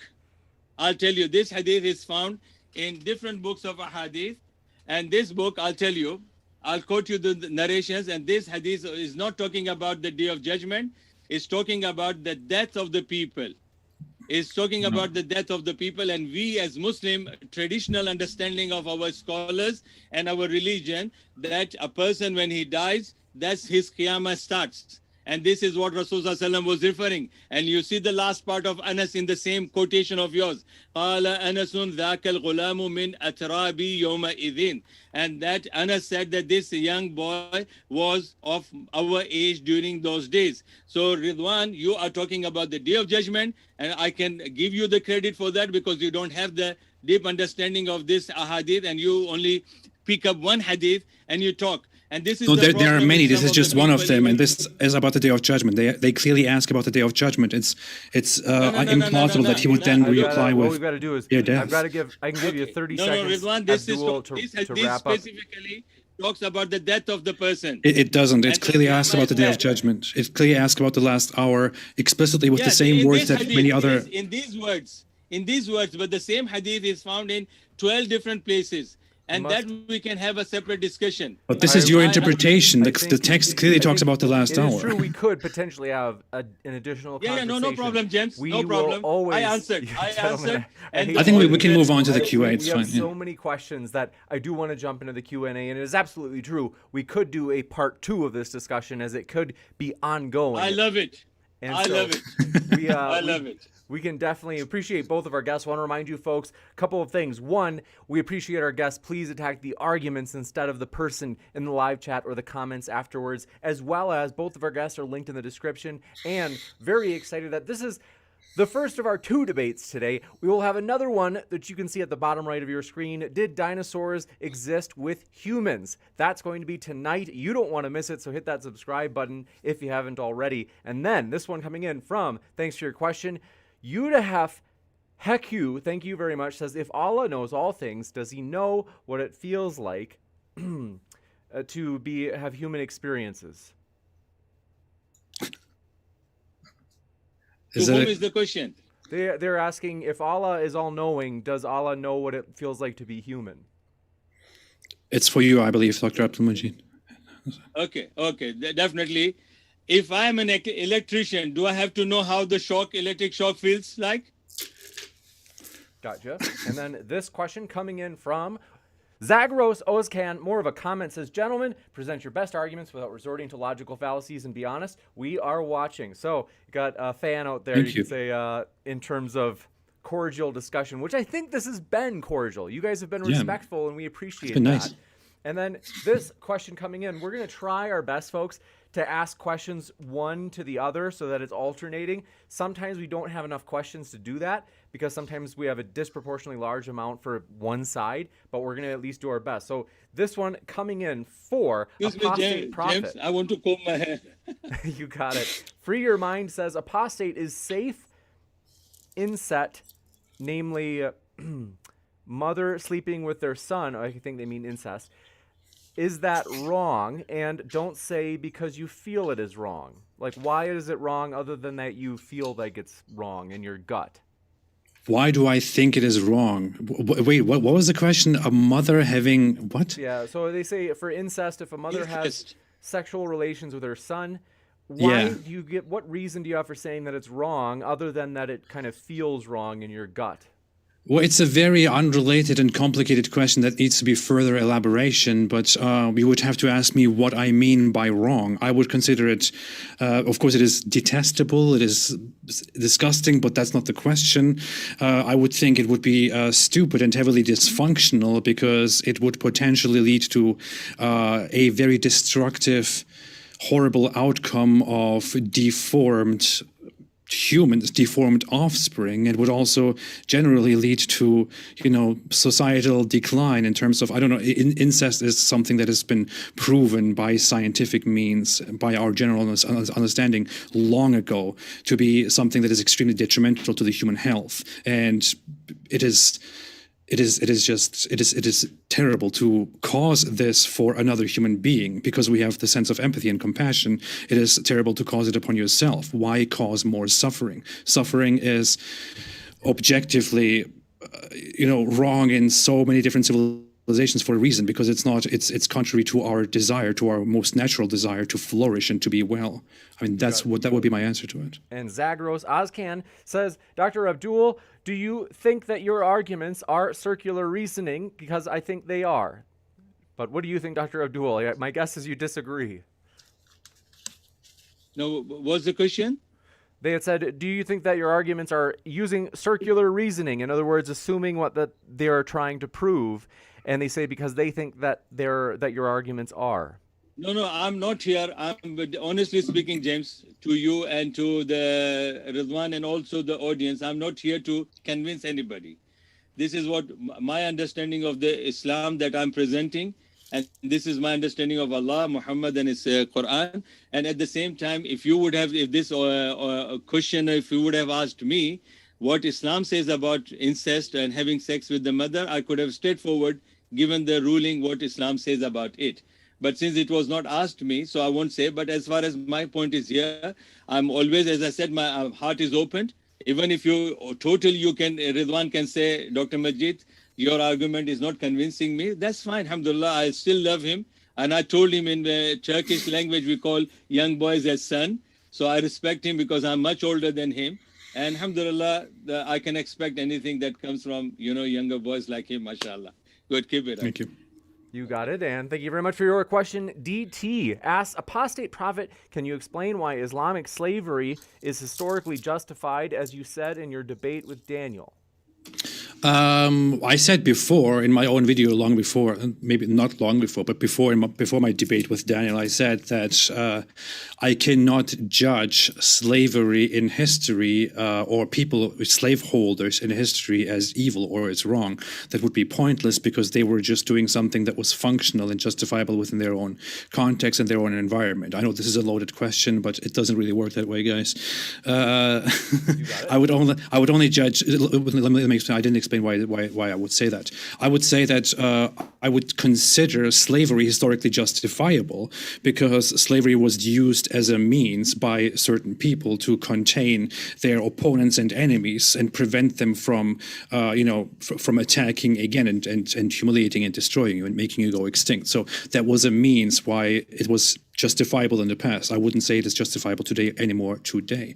And while Islam advocates for timeless slavery, also in our time, as Daniel Kikichu has argued, I would say Islam is thereby wrong because it is not justifiable today. We have better means. Coming in from Apollos says, Dr. Majid, is arguing at the false presuppositional analogy for general theism, but doesn't he realize that this is not an argument for Islam, but rather general theism, monotheism? What are your thoughts, Dr. Abdul? See, I believe that Allah is the only God and there is no other God. And I gave so many reasons and there are so many verses which I can quote and explain explicitly from our sources, proving that Allah is the one who is the final creator. And Allah is like independent by itself. And if even Dr. Craig, who is the authority in Christianity, he has gone into the philosophy of Imam Ghazali, who is our Imam. He has taken his understanding of existence of God, and that is, he refers to Allah for us, and he's referring to Trinity God for them.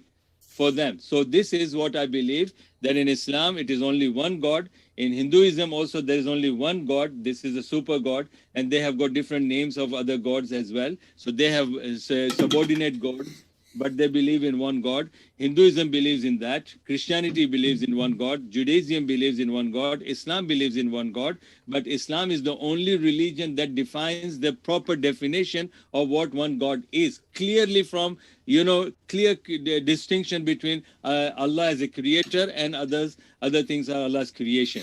And as Rizwan said, did Allah create everything? I said, yes. Huwa khaliqu kulli shay'in. Allah says in the Quran that Allah is the creator of everything.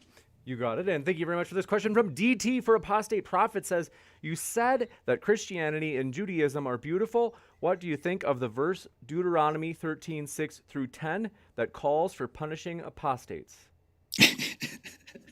Very nice related questions here. I don't remember saying that Judaism is beautiful. I would remember saying that I appreciate its cultural value. I would also say that I find Zoroastrianism beautiful, although it has very terrible aspects. If Islam was back in history somewhere, I would also find certain aspects of Islam beautiful because of its cultural preservation. I might have personally said that I find Christianity beautiful sarcastically, or that I might have referred to, being part of the Christian faith as beautiful. But the certain law cited in Deuteronomy is not a law that applies to Christianity. That is an Old Testament law by the Christian theology. But yeah, I don't believe in religions. I reject them. I don't think they're functional. I don't think they're reasonable. But the question is, again, completely missing the point. This one coming in from Ra Betanis says, doesn't Surah 7:54 contradict 41:9-12? Was the earth created in 6 days, as one passage would say, or 2 or 4 days, as another passage would say? Okay, this is again a misunderstanding, because there are two verses which the last reference. What reference did you give, please? Yep, the last one was reference? Surah 41:9-12. Okay, I'll tell you. It's very simple. And there are two verses. One speaks about the whole creation of the earth and the things in it for 4 days, in 4 days. That's the first verse. Okay. وَجَعَلَ فِيهَا رَوَاسِيَ. This is وَإِنَّكُمْ لَتَكْفُرُونَ. Then it says وَجَعَلَ فِيهَا رَوَاسِيَ مِنْ فَوْقِهَا وَبَارَكَ فِيهَا. All this is, I'll tell you how it is. Because it is a problem with the people in calculation, and they're talking about, maths here, and they're trying to teach Muslim scholars what is maths, what is the, 2, 4, 4, and 2, 2, and 2, then again 2, 4, and 2. They say these are 8. But these are in two different verses. It's not in one verse. 8 number is not there. And calculation of 8 is not there in two verses, one verse. So you can't, in Arabic grammar, even in Arabic grammar, you can't take the whole calculation based on two different verses. Definitely, the first verse speaks about 4 days. And those 4 days is actually the creation of the earth and things within earth, and 2 days of the heavens. That's very clear. And that is very clear from the Arabic text if the people understand Arabic. And that's why in the UK, when I used to have a debate with the Christian scholars, and I used to always discuss with them from Bible. But once they raised the question to me from the Quran, and I said to them, okay, you must be having in Luton, here I live in Luton. I said that if you have a Christian scholar who is Arab from his actual language, and he can read to me this Arabic and explain to me how he understands this, and I'll discuss with him. And wallahi, I swear upon Allah, if I believe in Allah, maybe Rizwan will laugh at me by what Allah is swearing upon. No, I respect it. So I say that I without boasting, I educated that Arab, and I said to him, look, this is one verse speaks about 4 days, and the other verse speaks about 2 days. And those 4 days are not 2, 4, and 2. It's 4 days about the whole construction of the earth. Earth is different than the heavens. So earth took 4 days and heaven took 2 days. So it's totally 6 days. It's not contradicting from the verse chapter 7. You got it. Thank you very much. And want to let you know, folks, we did a poll earlier, and I'm sharing this not just for trivial reasons, but we did a poll while there were 1,000 live viewers, and we have 42% of the audience being atheist, 20% being Christian, other 19%, and surprisingly, Muslim is actually 17%, the smallest. And so it is by about 2.5 times difference in terms of how many more atheists there are than Muslims. So we do have way more atheist questions, namely for Dr. Abdul. And so just want to let you know, we're trying to have them be balanced, but as far as I can see, we've run out of questions for Apostate Prophet. We have lots more for Dr. Abdul, so I want to let you know about that. We're going to try to move through these as fast as possible because we also have limited time and a lot of questions. But this one coming in from I'll just leave then, or this one from Goodbye. from Stop Scamming Man says, hello, Dr. Majid. In your estimation, if an ideal caliphate forms in the future, what should happen if an adult openly comes out as an apostate but claims to have secretly left when they were a child? I will just say to them, good luck and go to a place where your life is saved. Don't stay in the place where you will be executed.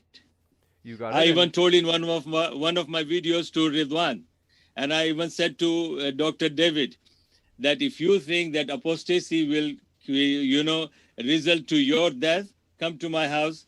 I will, give you protection. And if somebody wants your life, I'll give my life to protect them. And that's I said in my video, it's there. So it's a wrong concept that, apostate should be killed. No.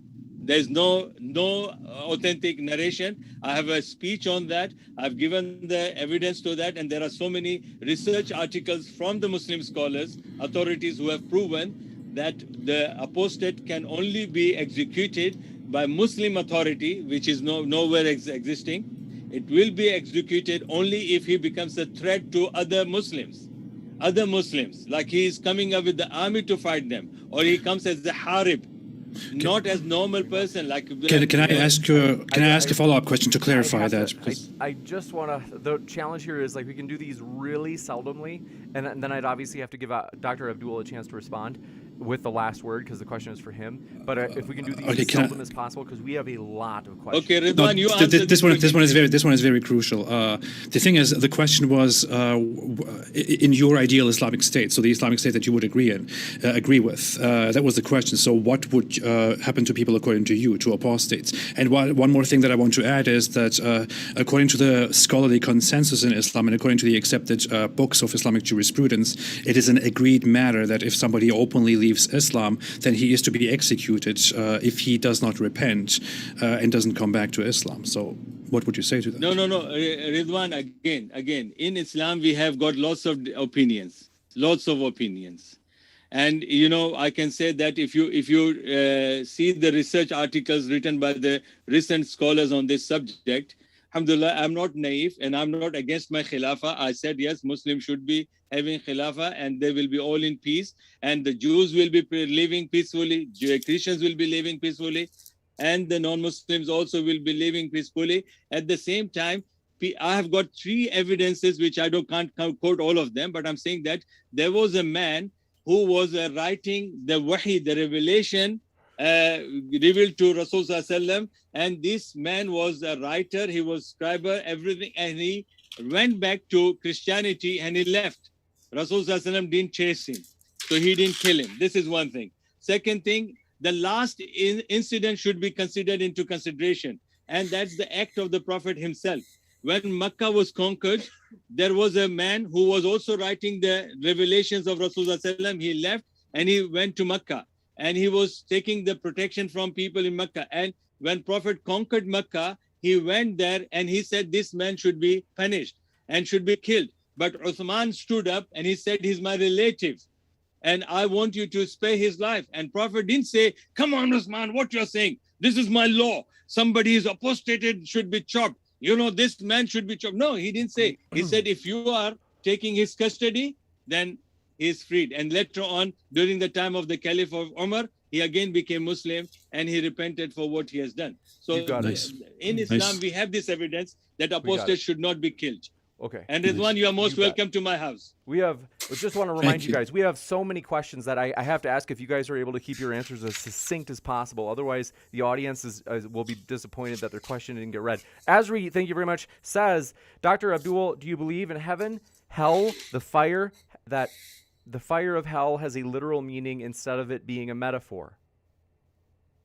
I don't believe in a metaphorical way. I believe it in exactly that way.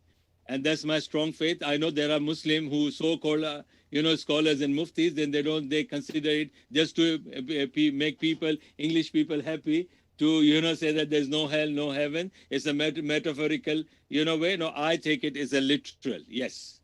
You got it. And thank you very much for your question. This one coming in from Rajat. Ranjan says, as Doctor said in his opening statement that Prophet only married widow or divorced, then why did he marry Zainab, who is his so-called son's wife? No. So-called son's wife is different than the so-called real son. Okay, that is adoption, adopted son in Islam. That's what Ridwan has said. Islam has made very clear that having sex with the mother is a far thing for a son to ever think. Forget about it. Islam even teaches in chapter 4, verse 22, Islam teaches that even the mother-in-law should be respected as mother, and even the wife has been divorced, this man has no right to have sex with that mother-in-law, even if he has divorced his wife. This is very clear in Islam.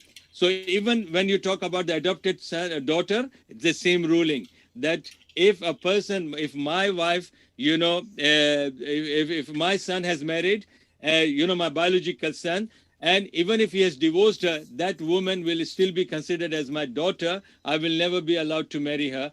So there's no question about it. Adoption is not considered as biological relationship. So that's a wrong, accusation about Rasulullah marrying him. Sorry. You got it. And then thank you very much for this question coming in from DBK69, kind of for you, Apostate Prophet. They're criticizing the Christians that support you. They say these quote-unquote Christians supporting an atheist is eye-opening. Apostate Prophet, what are your thoughts?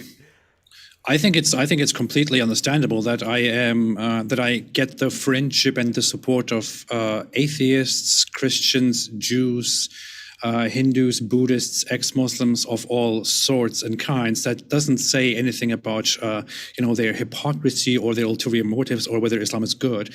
It just shows us that many people have a problem with Islam because of the way Islam is, because Islamic sources explicitly insult and dehumanize all other groups of people very clearly over and over again. So if we are described in the very fundamental scripture of Islam as the lowest creatures and as horrible beings, then it's no surprise that people will come together against this belief. I also invite Muslims to come together with me and to join me in a friendly way. Unfortunately, that's very rare. You got it. And Not a Chum, thanks for your question, says, Dr. Abdul, could Allah still be God and Muhammad be his prophet even if the Quran didn't exist? Okay, alhamdulillah, that's again irrelevant question, because Allah subhanahu wa ta'ala has said in Surah Al-Baqarah, chapter 2, verse 213, كان الناس أمة واحدة فبعث الله النبيين مبشرين ومنذرين وأنزل معهم الكتاب بالحق ليحكم بين الناس فيما اختلفوا فيه. That Allah subhanahu wa ta'ala has created the mankind to worship, and then when the man stepped on the face of the earth, Allah has sent the messengers, Allah has sent the prophets to warn them, which I already warned Ridwan. Today he'll be having nightmare. So they came with the warning, and they came with the glad tidings, and even the books were sent to them. So why the Quran is sent? Even if the Quran is not there, but the messengers would be there, and Prophet would have been messenger. But the thing is, I want to add one more point for Ridwan over here. Ridwan in his latest video, he said that when the question was asked, if no Islam, then what's then? So in that, Ridwan did say that I am poor atheist now. He said that I'm poor atheist. I'm not talking about atheism or theism or something like that. Then he said that I prefer that a person should be, Buddhist, which he said I don't want to be Buddhist. Then he gave the second priority to Christianity and Judaism. This is how he is giving the choices to the people, but never ever he said that leave Christianity, stay away from Christianity, stay away from Judaism, but always he says, and I like that slogan, that stay away from Islam. I would always say, That's alhamdulillah, if you want to stay away from Islam, stay away. We don't need. That would be a little bit on. I just want to add 5 seconds, James, please. I would think that's a misrepresentation, because what I actually said was that I personally prefer to be a free thinker, independent from all of this, and there's nothing with that as well. I would suggest hedonism if it's okay with you. But these are certain suggestions that I have. That's what I said. This one coming in from, thanks, Kang, Yasuk, and Colossians 2:9 for your super stickers, as well as Sanjay Shahi says, hey, Apostate Prophet, I respect you for your knowledge and dedication. I have a feeling they're a Muslim who's saying that. So that's kind. And then Stop Scamming Man says, hello, Dr. Majid, in your estimation, if an ideal caliphate forms in the future, should the hijab be compulsory among Muslim women? This question to me? Yep. Okay, alhamdulillah. Why you are talking about the caliphate or khilafah? Allah has already told the women to cover their bodies. Yes, it's not like, the people are showing the advertisement of the beach and they are giving, a proper suit for the men and nothing to the women. So this is how they are treating their women, which our Islam does not. Our Islam Allah has given them the command. So if a person is a true believer, and it's not the matter of the man, it's not the matter of the Khalifa, it's the matter of a Muslim woman. If she is a believer and she believes in the Quran and she believes that this command is from Allah, then she should cover herself the way Allah has told. It's not, I'm not talking about niqab, I'm talking about hijab. Yes, Quran did say that, and this is Allah's command. Whether khilafah is there or not, and that has to be understood by the women. Even the Western women who are converting to Islam, they know that last time, I don't want to go into detail of that there was a basketball or volleyball match, and the women were refused to wear underwears. And they were forced by the team members to wear the underwears.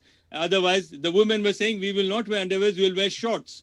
And the men were saying, no, you are not allowed to wear shorts because your performance will be bad. And they were fined for that. So that is their culture, their life, and the women are happy with that. That's fine. We Muslims, we are not forcing our women. We are only saying that if you are sincere Muslim, then follow Allah's command. Don't follow your husband's command. Don't follow your father's command. Don't follow your Khalifa's command. You follow Allah's command if you think that you are sincere. If you are not, then good luck. MashaAllah, we don't care.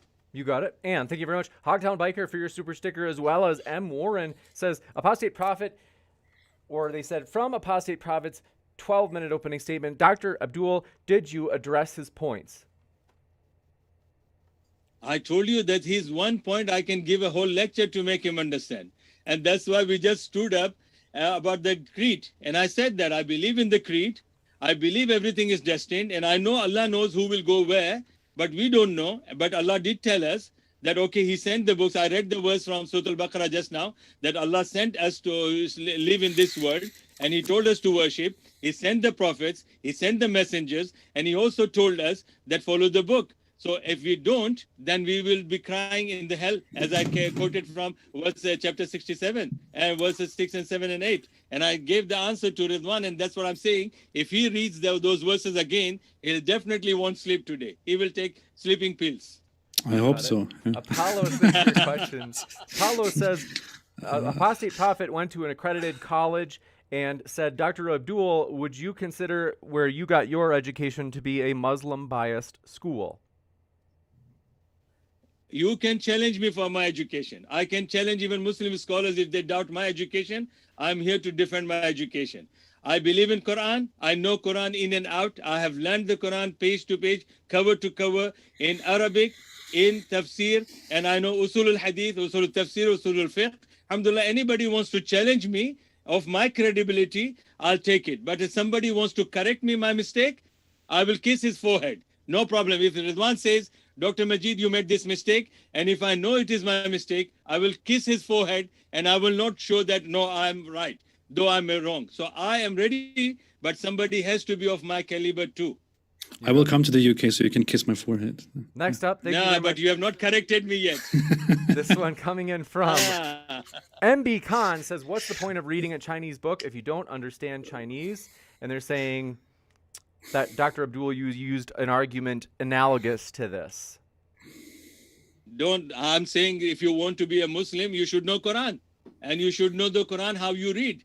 Quran is not just a book of translation. Anybody can just read like that. Quran was revealed 1400 years ago to the uncivilized Arab of that time, and Prophet was changing their civilization. 23 years. Now, Brother Ridwan, he wants to be an atheist. He wants to throw away the law of Allah, throw away the law of Quran and Sharia, and he can compare only one example. He can compare the crimes which are happening in the families who are non-Muslim families, compare that number of crimes that is happening in these non-Muslim families, and compare the 23 years of Prophet's life, how many crimes took place there within the society, not even the relatives. So then that shows which law is, and that law, to understand that, you should know language. You should know the original sources. If he's talking about Prophet's life, he brings only one issue that Prophet ﷺ couldn't say about the when is the hour coming. He doesn't know the meaning of the word as-sa'a. As-sa'a means the second, the minutes. We have seconds, 60 seconds. That is called sa'a. Period is called sa'a. Time is called sa'a. And the qiyamah is called sa'a. The death is also called sa'a. In Quran, there are 6 different meanings of the word sa'a used in the Quran. And my brother Ridwan, he doesn't know that. So he picks up one ayah or one hadith, and then he'll put his argument on one word. And then he says that this is a false prophecy. I can expect from him, because he says that it is not important for a person to know Arabic to know the deen. Or right. Unfortunately, it says Takum as-sa'a, which is mentioned in numerous hadith the same way, in the same context, again and again, for the last hour, referring to the day of judgments. Unfortunately, I'm not taking anything out of context. No. Ridwan, you invite me on your stage, and we'll just talk about this hadith. And then I'll take you to all these hadiths which are related, and I'm telling you on air. You invite me, I'll take you the full classical understanding of that particular narration, where it is found and what is the complete narration and how it is understood by the one who narrates it. I'm not even. I wish we could have discussed it. I don't think we can Abdul the last solve word, it. or Dr. Abdul the last word, because Okay, sure. we do have so many more questions. Okay. This one coming in from Ali Nassar Ahmad says, if Muhammad was sent 4 all times, why did he marry 6-year-old Aisha if it's usual Arab tradition back then? But then why marry his daughter-in-law to break the same traditions? He has to be educated properly. If he has to understand, then he has to go back to, listen, I can justify that, but because the people at that time, they had no problem. The father of Aisha had no problem. Aisha, she didn't have any problem. And the Arabs at that time, nobody has ever said to him that you are pedophile and you're having a sex with the 6-year-old girl. And people, they say to you that Abdul Majid, if somebody comes, he is 52 years old, and if he wants to marry your daughter, will you allow? I'll say yes, if he is of the caliber of Prophet's character. Definitely, because I know what is marriage, because this is what the people, it's good that you people are using the word marriage. But here in this world, day and age today, this school teachers, I'm in education, I know, school teachers are raping the young girls and nobody raised the issues about that. Is it okay today?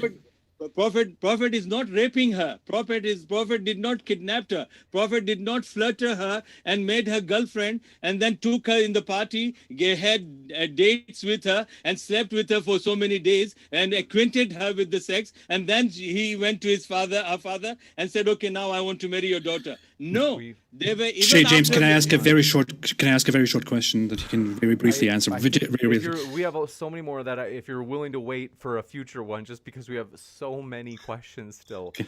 How about this? This will be one of two. Maybe. Okay. I will not insist any further. Just this one question.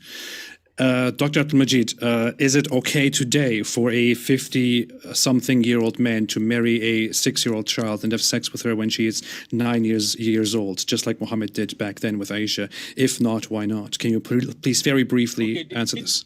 Okay, now my answer to you. Do you know, was she a young girl or she was a woman, young woman? What is it? How do you understand the English? She was 6 years old and 9 years old at the consummation. It doesn't matter what else is there. Was it a girl, was it a small girl, or was it a young woman? We don't really know the details, but we could assume that a 9-year-old girl is by standard. It's relevant, Ridwan. It's but relevant can you to answer the talk question? about something you are not sure of it. Can you answer the That's question? the big My question was problem with my question was not about what she is. My question was about the age. Yes, I can. You have to go and visit the Brazil. There are women at the same age in Brazil. There are women at the age of 9. They are married. Okay, so go and ask them. Don't ask me, but you don't know. You even don't know that Aisha was a woman or a girl. That's the same shame for the people asking about our mother, our believer, our mother, and they don't know whether she was a girl or she was a woman. A 9-year-old girl is not a woman. M. Warren, thank you very much, says the focus of this debate is diverting way too far. They said AP opened with 12 minutes of important questions, and they said, Dr. Majid, what was your... Majid. They said, what was your PhD in? Why? Why he want to school me? I think... I think I assume it's for the same reason that you brought up education earlier. My PhD is in Islamic banking. Yes, my PhD is in Islamic banking. Unfortunately, that university is closed down because of their corruptions. May God guide them. So now when I tell them that this is from this university and these people have got big mouth, I can school them in Islamic banking if they want. Here in UK also I told them that if you doubt my qualification, I can school them, alhamdulillah.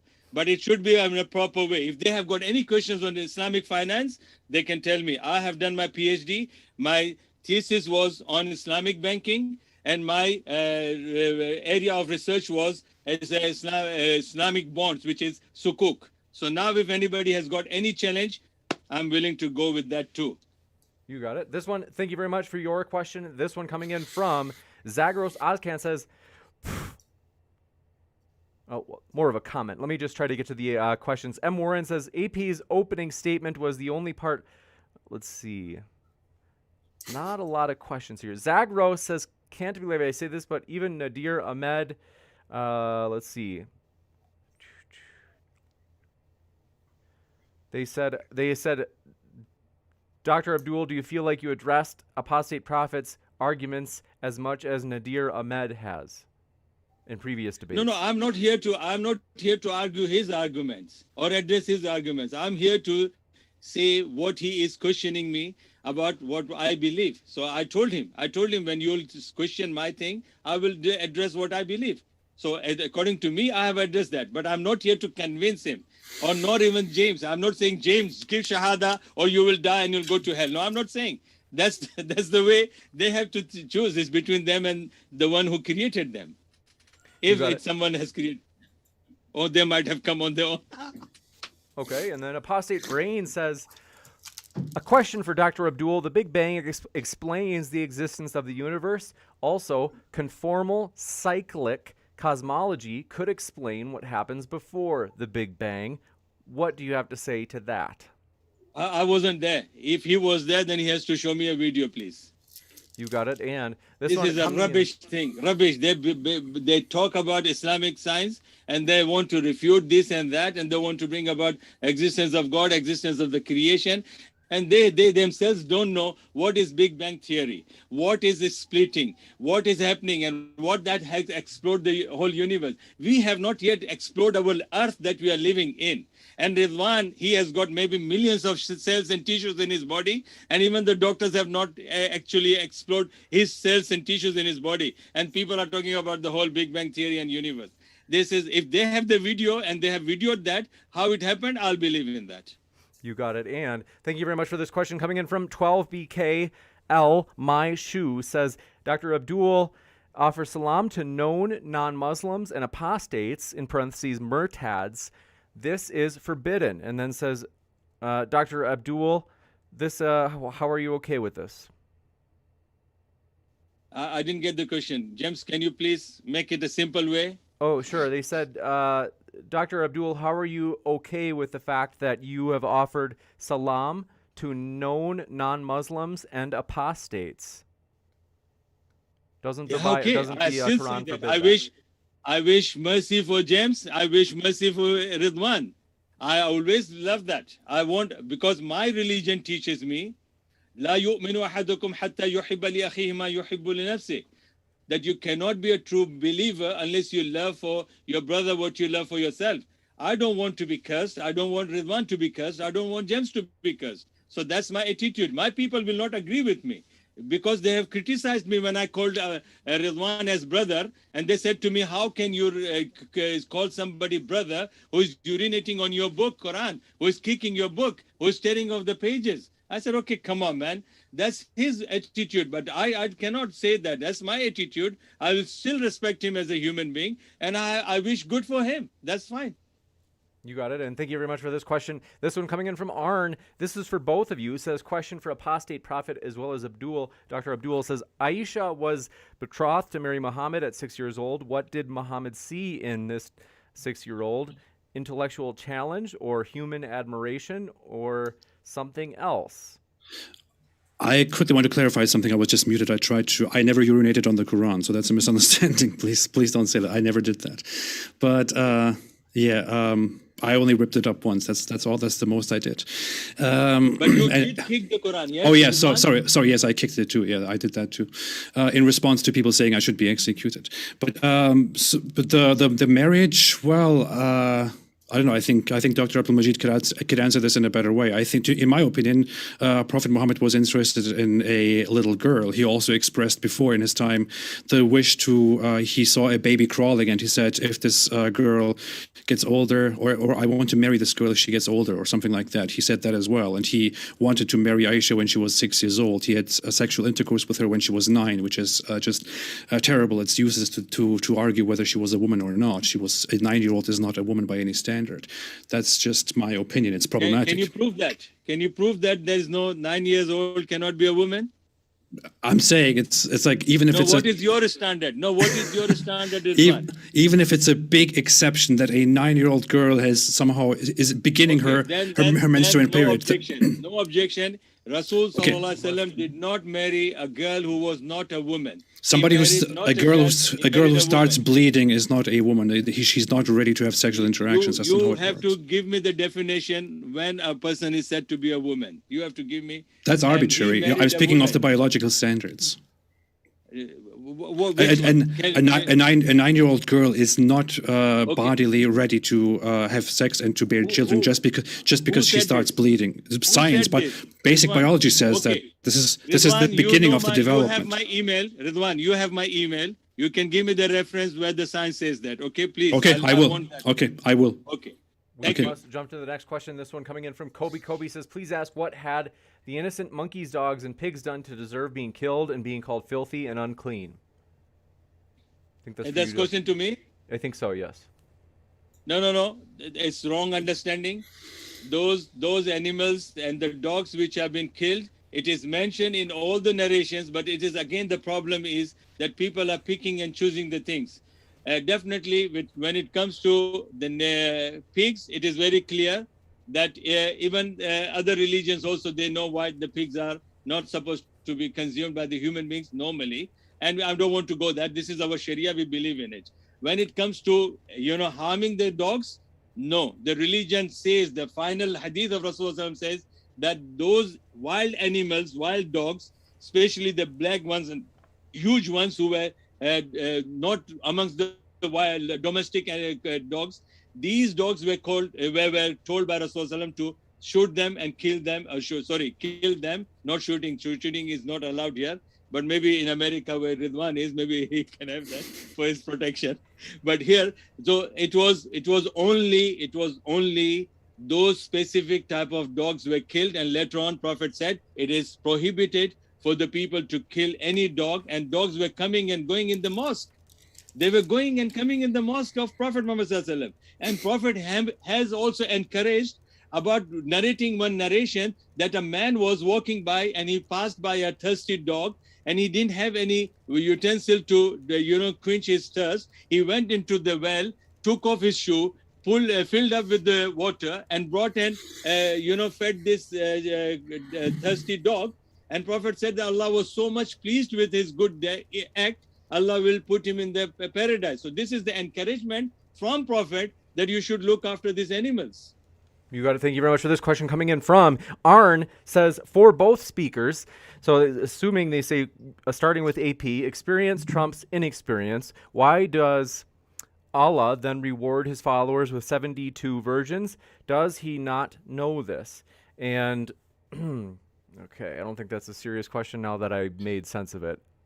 But if you would like to respond, Dr. Abdul or Apostate Prophet, you may, in terms of whether or not God Allah again, rewards. Yes, James, this is again a wrong understanding.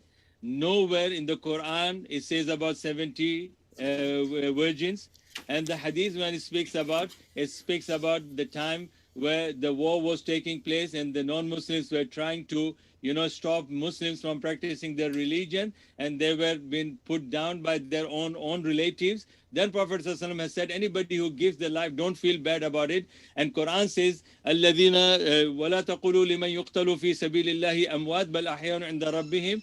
And in another verse it says, يُرْزَقُونَ وَلَكِنْ لَا تَشْعُرُونَ, but you don't know. So those people among your family who are dead, don't killed in the war, do not despair from Allah's mercy. They are alive, and Allah subhanahu wa ta'ala is feeding them. So this is very clear. That came into that context. Not generally, everybody will get the 70 version. So according to the Islamic belief, the whole 72 virgins thing is a little bit controversial. It bases itself on a certain hadith. But according to the Islamic belief, every Muslims will receive virgins in heaven that are more beautiful than anything else they have seen before, and martyrs will get more rewards. But it is part of heaven that Allah creates these sexual beings for men to have and to enjoy, which is problematic. No problem. We enjoy legal sex in this world as well. Yeah. This one coming in from Apostate Brain says, another question for Dr. Abdul. I'm not fully sure what this means, but oftentimes the guests understand because they've been kind of going at full speed and they get it. So they said, do you think human morality is something that keeps changing? How come Islam is the last religion if morality keeps changing? There is no morality changes in Islam. It's the perfection. Quran was relevant 1400 years ago. Quran is relevant today, and Quran will be relevant till the end of time. And the teaching of Prophet Muhammad sallallahu alaihi wasallam, he was the best example. لَقَدْ كَانَ لَكُمْ فِي رَسُولِ اللَّهِ أُسْوَةٌ حَسَنَةٌ لِمَنْ كَانَ يَرْجُو اللَّهَ وَالْيَوْمَ الْآخِرِ وَذَكَرَ اللَّهَ كَثِيرًا. In chapter 33, Allah subhanahu wa ta'ala is saying, Prophet Muhammad is the best example for all humanity, for all time, yes. And those people who are intelligent, people who are activists, human activists, and they know what moral they have. Mahatma Gandhi learned from Muhammad. Jinnah has learned from Muhammad, and Muhammad Ali has learned from Muhammad. Nelson Mandela has learned from Muhammad. Mother Teresa has learned from Muhammad. They have quoted so many things from, and these are all human activists. These people have praised Muhammad sallallahu alaihi wasallam. These people have said that this man was a superhuman being who could, change this world into 23 years in such a way where the humans were killing each other. They were burning their daughters alive. This man has changed their hearts. This man has brought the brotherhood between them. We would have to move on more quickly, James. Ridwan, let me answer. Don't interrupt me when I'm answering. It's very long. I know. I respect that. I respect that, but it's very long. I gave you the chance to answer all your questions. I never interrupted you.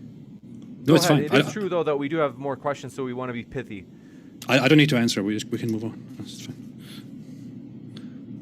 Stop Scamming Man says, Dr. Abdul, in your estimation, was it morally okay when caliphates forbade the building of new non-Muslim places of worship?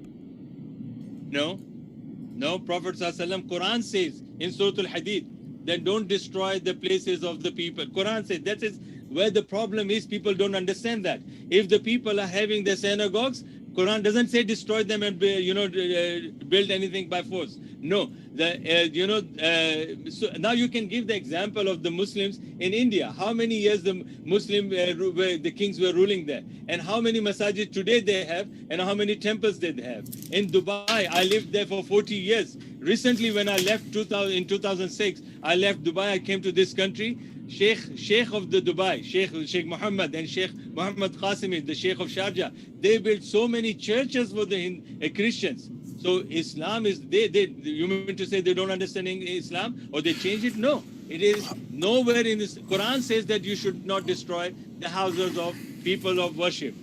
Okay. I would just want to add 10 seconds to that. This Apostate Prophet, but we just have so many. Just and 10 I think seconds, that earlier was you said misinformation. it Give was him the the last chance, one. man. He won't have the food digested then. I have no questions for you. Please let me add something to this, please, if it's okay, James. Since Dr. Abdul said okay. Okay. First off, the question was not about destroying temples. It was about about not being able to build temples. This is something that you can find in almost every jurisprudential book of Islam. Secondly, Muhammad destroyed multiple temples throughout Arabia in his own time. So that's just what I want to. You have to give the proof to me in the email, okay? I already have done videos on that, but yeah, sure. So Big Boy says, according to the Quran, Dr. Abdul, where is sperm located? What? They said, Dr. Abdul, according to the Quran, where is sperm located in a person's body? Sperm. I have to go and ask the medical doctor. I don't know, man. I've never checked my sperm where it is collected. I have to study science books. They seem to think that. But according to the Quran, the Quran has a Yes, okay. Quran is not saying go and they check here and there. Okay, so if it is my Quran is not saying Abdul Majid, go and check where your sperm is located. I have to ask the doctor now. Since you have asked me, I'll check it now. Okay. Zach Rose Ozcan says, Dr. Abdul, is Allah all-knowing? If he is all-knowing, then he knew in advance who would choose to disbelieve. If we have a choice, then is it implicit that Allah is not all-knowing because the chronology is no longer determined, so he wouldn't know the future? That's the problem. The people, they don't know, and they don't want to admit their ignorance. They're saying Allah doesn't know. That's the problem. Somebody says that 2 + 2 is 4. They don't know it is 2 + 2 is 4. They say, no, it's not 4. So how can that be possible? So these dumbs, I'm not saying about Ridwan. Ridwan is not dumb, but he said that I'm dumb like you. He said in his last video, but I'm not saying that. But I'm saying that the people themselves don't know certain things they don't know, and they come up with the ideas and they say God doesn't know. Do they know what God is actually? This is the first question. And then they're talking about God doesn't know this and no God, idiots. No, sorry. You bet. This one. Coming in from Joe Schwartz says, genuinely curious, are you open to having your mind changed on Islam, or is your goal more to educate? I think this is for you, Apostate Prophet. For me? I think so. I am open always to having my mind changed on anything. I just share my own information and my own knowledge. I don't think I'm absolutely 100% right. Even if it's something that I'm completely convinced on, there is always the possibility that I may be wrong about something, so I'm always open to it. You got it. You're most welcome, Ridwan. Come to my house. Okay. You're most welcome. You got it. And folks, want to let you know we don't have any more time for any new questions. We want to just finish reading the ones we have, so I want to give you a heads up. Please don't submit any more questions. Then Quick Lemon says, for Dr. Abdul, I left Islam after converting it due to the Aisha marriage. You will say it was common for the time, but that does not make it right. West has moved on from this, but it is still in Muslim societies today. Is that true? No, it's not there in today. Give me one example where the woman is like, if she's not a woman and somebody married her. You got That's it. That's not permissible. Our books of jurisprudence, they speak about it, and they say that once a woman has reached the age of puberty and rushd, Quran says rushd, which is that means she is mentally and physically prepared for the marriage, and which we believe, which Ridwan couldn't say anything about Aisha, which we know about her because we have studied. She is the most knowledgeable person. At the age of 18, she was one of the well-known scholars of her time. So we know who was she, and definitely she was a woman at that time. And now Islam says that a woman has to be physically and mentally ready for the marriage, then only she can be married regardless of her age. No girl is physically ready when she's 9 years old, and she was playing with dolls and watching entertainment. Okay, I can say. Nobody is. Nobody. But Arabs, yes. Arabs, come on, man. You stay with the Arabs. I lived with them for 40 years, man. I know how Arab girls are, man. Next up, Happy Camper says, Abdul, will you explain on Nisa 4:34 to us? Are women allowed to strike their husbands if they fear rebellion? Women are allowed to strike their husbands. That's what it asks. Come on, man. How can a woman strike the husband? I say, you can, Ridwan, I'll give you the fare ticket, come to my house and have your wife interview my wife.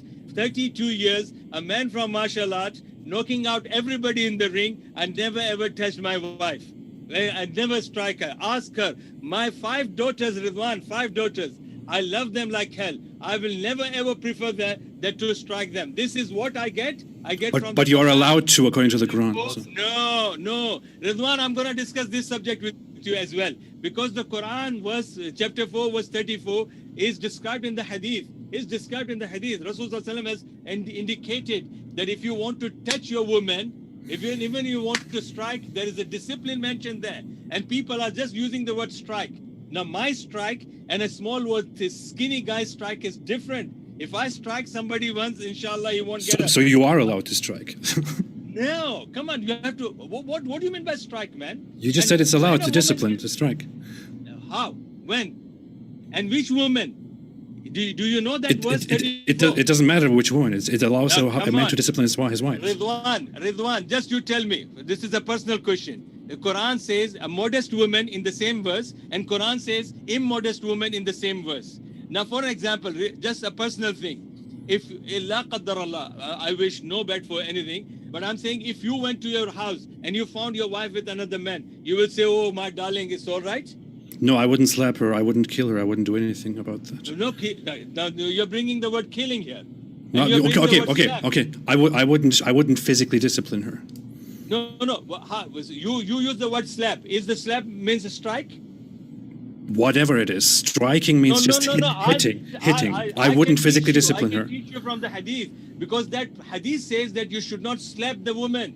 You should not slap the woman. That's the hadith. It doesn't say that anywhere to me, to my own knowledge. But and if I'll tell you, what will you be? What are you going to admit in the public? If yes, I'll bring the hadith? I will say I was wrong and he proved me wrong. But I don't think that's No. If I'll give you the hadith, you will accept it.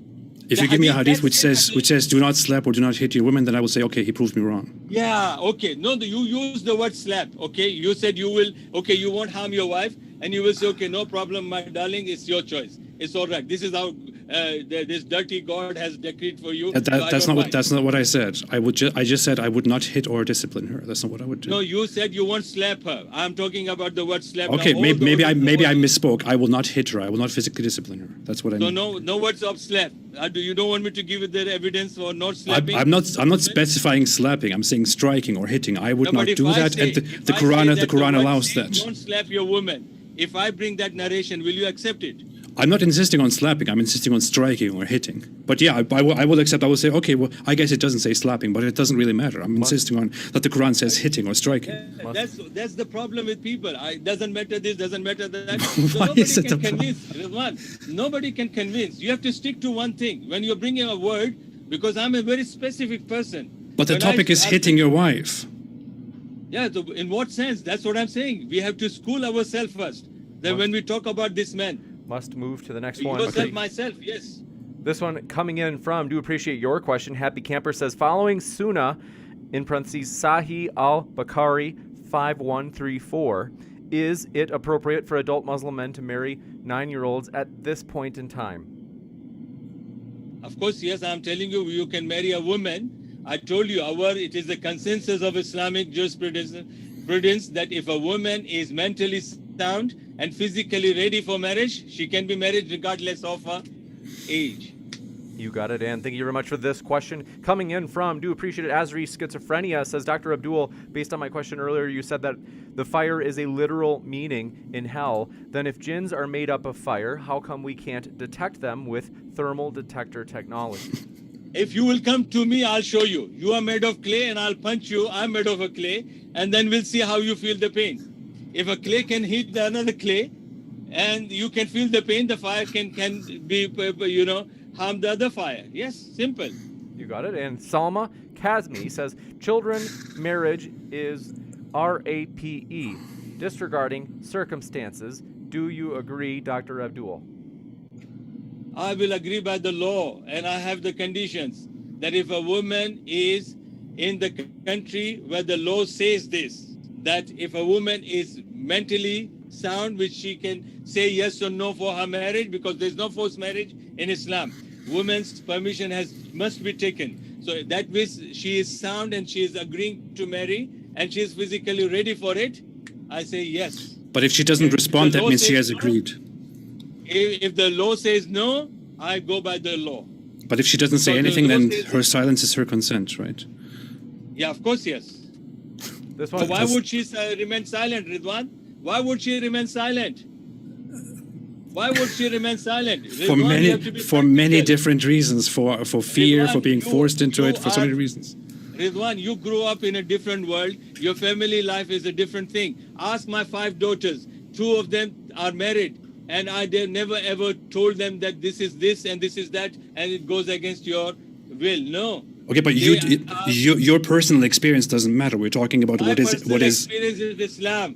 Ridwan, my personal experience, I'm not the one who makes the law. I follow Islam. And this is what Islam teaches me. Okay. So I'm responsible for that. Okay, so Yes, you are Islam. Okay. coming in from Zagros. Yes, I'm Islam, yes. Zagros Ozcan says, James, you shouldn't misinterpret my words. It's true. Once in a while, I do tweak the super chat questions so that we don't turn into internet blood sports. And Muslim, thanks for your question, says, Apostate Prophet, how do you explain the miracles of Prophet Muhammad and his true prophecies? Wrong questions to wrong person. What miracles? What true prophecies? Excuse me. I mean, if you want to believe that Islam is true, and if you want to believe that Muhammad was a true prophet, I'm sorry for being so disrespectful about this. I thank you for your question. But I don't believe that Muhammad has any true prophecies. I mean, anyone can have true prophecies if you want to twist them and make them true. I don't believe there are any miracles. If we are talking about miracles such as there will be bloodshed in the future, well, that's not really a miracle. Anyone can say that. I can say there will be trouble in the future, and trouble will probably come. That doesn't mean I'm a true prophet. But if we want to talk about miracles, how about the fact that Muhammad didn't even know that diseases existed? He said that infectious diseases do not exist. They are a myth. And he explained this by saying, if one camel infects the other camel, then who infected the first camel? So there goes the miracle. Must up. Stefan Zivan says, God gives men mustache hair. Why, according to the Quran? Does the Quran say, does it talk about this? What? Why God gives men mustache hair? They have to ask God. Why they're asking us? I don't they know. should know. Okay. Now in Europe, the women are suffering because they got the mustache now. You got it. They're And suffering silver. for the bleaching. Yes, bleaching of their face. And unfortunately, men, they should have the beard and mustache. They want to look like the woman's face. And women are in trouble now. So it's a problem. But this is something natural. I cannot say that you have to ask. Now somebody will say, why that guy has got eyes here? Why not on the head, top of the head? Why God created like that? Or why the man is, he's having mouth here and nose next to the mouth. Why not the mouth behind the head? Oh, so many people can ask so many questions, but they have to ask the one who created them. You got it. And thank you very much for this question. Silver LTCE says, James, thanks for hosting. My pleasure, and hope you feel welcome, whether you be Muslim, atheist, you name it, folks. They also asked AP, if Sharia banking is against interest, why does Allah pay interest? A seed turns to a plant, or how some good deeds on earth get you into paradise. You completely lost me there, but I guess that's supposed to be a sarcastic question. So your problem is started, Ridwan. You're going to have a nightmare. See, you're lost. So, Your Milf's, problem is started, Ridwan. Milf's Porch says Allah is just the name of a god. Muhammad is a prophet made. Let's see. I'm just confused by this, folks. If you can help me out by making your questions a little bit clearer. So I honestly don't understand what that's saying. Daniel Rodriguez says, Dr. Majid, if Allah indeed guides and misguides and creates unbelief, why proselytize? And how are people responsible for believing or not believing? Yeah, it's a big problem for the people. They don't attend the lecture from the very beginning. I did tell that Allah is not someone who is misguiding. That's the wrong thing. I did say that. I quoted the verse from Surah Hud, chapter 11 and verse 119, and I made even Ridwan to read that Allah subhanahu wa ta'ala wants everybody to be believer. He doesn't want anybody to be disbeliever. But disbelief is their choice. And Allah loves Ridwan. That's why Allah gave him the choice. And Allah will meet him there. I love Allah Yes. too. Yeah. This one coming Yeah, from I know which Allah you love. I know. You must be loving your Allah, not mine. My Allah is, yes, Habibi. I love this one here. you got it, and this one Is that your Allah? Ridwan, Yes. is that your Allah? Yes. Okay, good. So listen, children. One day he showed the video and he made the video of the dog and he said that dog is my Allah. And this is what Quran says. The Quran says that, the people who are lost in their mind, they think, the bottle is my Allah, my glass is my Allah, my wife is my Allah, my daughter is my Allah, my dog is my Allah, my snake is my Allah. Sometimes the people even they say that I worship the private part of my wife. So that is my Allah. So this is how they are. I do that too, but yeah. That's Next good. up, Yeah, I all know, right, I know, enough of Ridwan. this Good luck. stuff. Okay, Tunushi says, if Allah is known as the greatest or masterful deceiver, how is it different from what Christianity calls the arch deceiver? Or the greatest? They have to go back to their Christianity scholars, man. They have to ask them. Because somebody is, Ridwan was talking about the miracle of Prophet ﷺ. This question should have asked us, that how do you know that Prophet's miracle is? And people, they said that he was Majnoon. How can a Majnoon speak about something that happened? Prophet didn't even travel from Mecca to Medina, then he didn't go anywhere in the world as such that we can say that somebody will come in the future will say that the two rivers are mixing, they are separated and they don't mix. Who said that? And how did Prophet know that? Isn't that enough for people of knowledge to understand that how did Prophet got this information? How did Prophet get that information? And how did Prophet get the information of the creation of the child in the womb of the mother? Was he a doctor? Was he a gynecologist? But these people, they don't have understanding because their understanding is, so narrow. And most of this, I'm not talking about Ridwan. Ridwan has said in his video, he's not satisfied in this life. So he's looking for the peace. He's looking for a complete satisfaction in his life. So he's doing, and I wish that he will find soon. Otherwise, if he dies, then he will die with no completion of his satisfactory. He said in his video, and when the people, they said, what is the alternative? He said, I'm still looking, to get settled down in peace. So there are people, all these atheists, or sorry, not atheists, I'm saying about ex-Muslims, they all have bad experience in their life because of their upbringing, because of their surroundings. They blame Islam for that. Tell me, I was an atheist, born in a Muslim family. That's a baseless accusation. I wouldn't say that. That's a baseless accusation. Yeah. Of course, you have the stories. You brought so many videos. They all are crying. This lady, mashallah, beautiful lady, nice lady, maybe. Because of Islam, they're crying. I don't know. She will be your second wife, I don't know. But she is crying. She's crying about she was raped, she was done like this, she was abused like that. And then you are entertaining that. So what is the proof about Islam being wrong for that? If somebody is doing wrong to her. If somebody, like recently in the BBC, they were showing that the children have been, raped in the Christian church and all that. Should I blame the Bible for that? Should I blame the teaching of Jesus for that? Should I blame the Christian scholars for that? No, it's the people, human beings. They are doing that. So that cannot be, addressed to the religion of someone. This one coming in from Happy Camper says, Dr. Abdul, why did the prophet put his mouth in the mouth of a child, in parentheses Hassan, and then says, Adab al-Mufrad 1183. This is considered as pedo stuff today, not a kiss. These people, I don't know why they're going to that book. That is called Adab al-Mufrad. That book is to teach them the manners. And these people, they don't have even the manners to read the book properly. And they're talking about my prophet. My prophet is kissing his grandson and making him to, this is normal. I have seen here in this Western world, everybody is kissing the dogs and this and that, and they are just licking every part of that. And they have, look, this gentleman, just now he did something, maybe he'll do something more. So why people have problem with my prophet doing that to his grandson? Thank you for that. And then this one coming in from Arn Rurvik says, the Quran says, lie to them. It's okay. I don't know who them is. Does the Quran Ridwan, say? by the way, I've got 6 cats. Oh, that's nice. I like cats. I have a dog and a cat. Alhamdulillah. You got it. The last question they asked, Arn said, Dr. Abdul, does the Quran say to lie to anybody and that it's okay? Where does it say?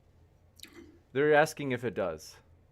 There is no verse in the Quran where Quran says the lies. Quran says the curse will be upon the liars. You got it. And with that, want to Do say, you remember any verse? Ridwan, do you remember any verse? I don't remember. Lie? I don't remember any verse in the Quran that says you are allowed to lie. I just remember certain concepts within Islam that permit speaking ambiguously or concealing the truth or lying out of necessity. But yeah, that would be different. you got it. And thank you. Want to say, the word necessity is there, huh? Oh, good. you got it. And then want to say, folks, thank you so much for hanging out with us. Thank you to our guests. We want to encourage you folks in the comments afterward, attack the argument instead of the person, as we really do appreciate our guests. They've been very cordial. We really do appreciate them, and they are also linked in the description, and that includes at the podcast. So thank you, Apostate Prophet and Dr. Abdul. It's been a true pleasure to have you. Thank you very much. Thank you so much. Thanks, everybody. I Ridwan, appreciate you're it very most much. welcome to UK. Ridwan, you're most Okay. welcome to UK. I will come in, and you will kiss my Come to forehead. my house. we will. If you correct me, otherwise I'll hit on your forehead. Remember that. Thanks so much. Okay, then. Thank you so much. Okay then. Thank Bye-bye. you both. And I will be back in a moment, folks, with a post-credit scene to let you know about upcoming debates, including the one at the bottom right of your screen. So stick around for that in just a moment. And thanks one last time.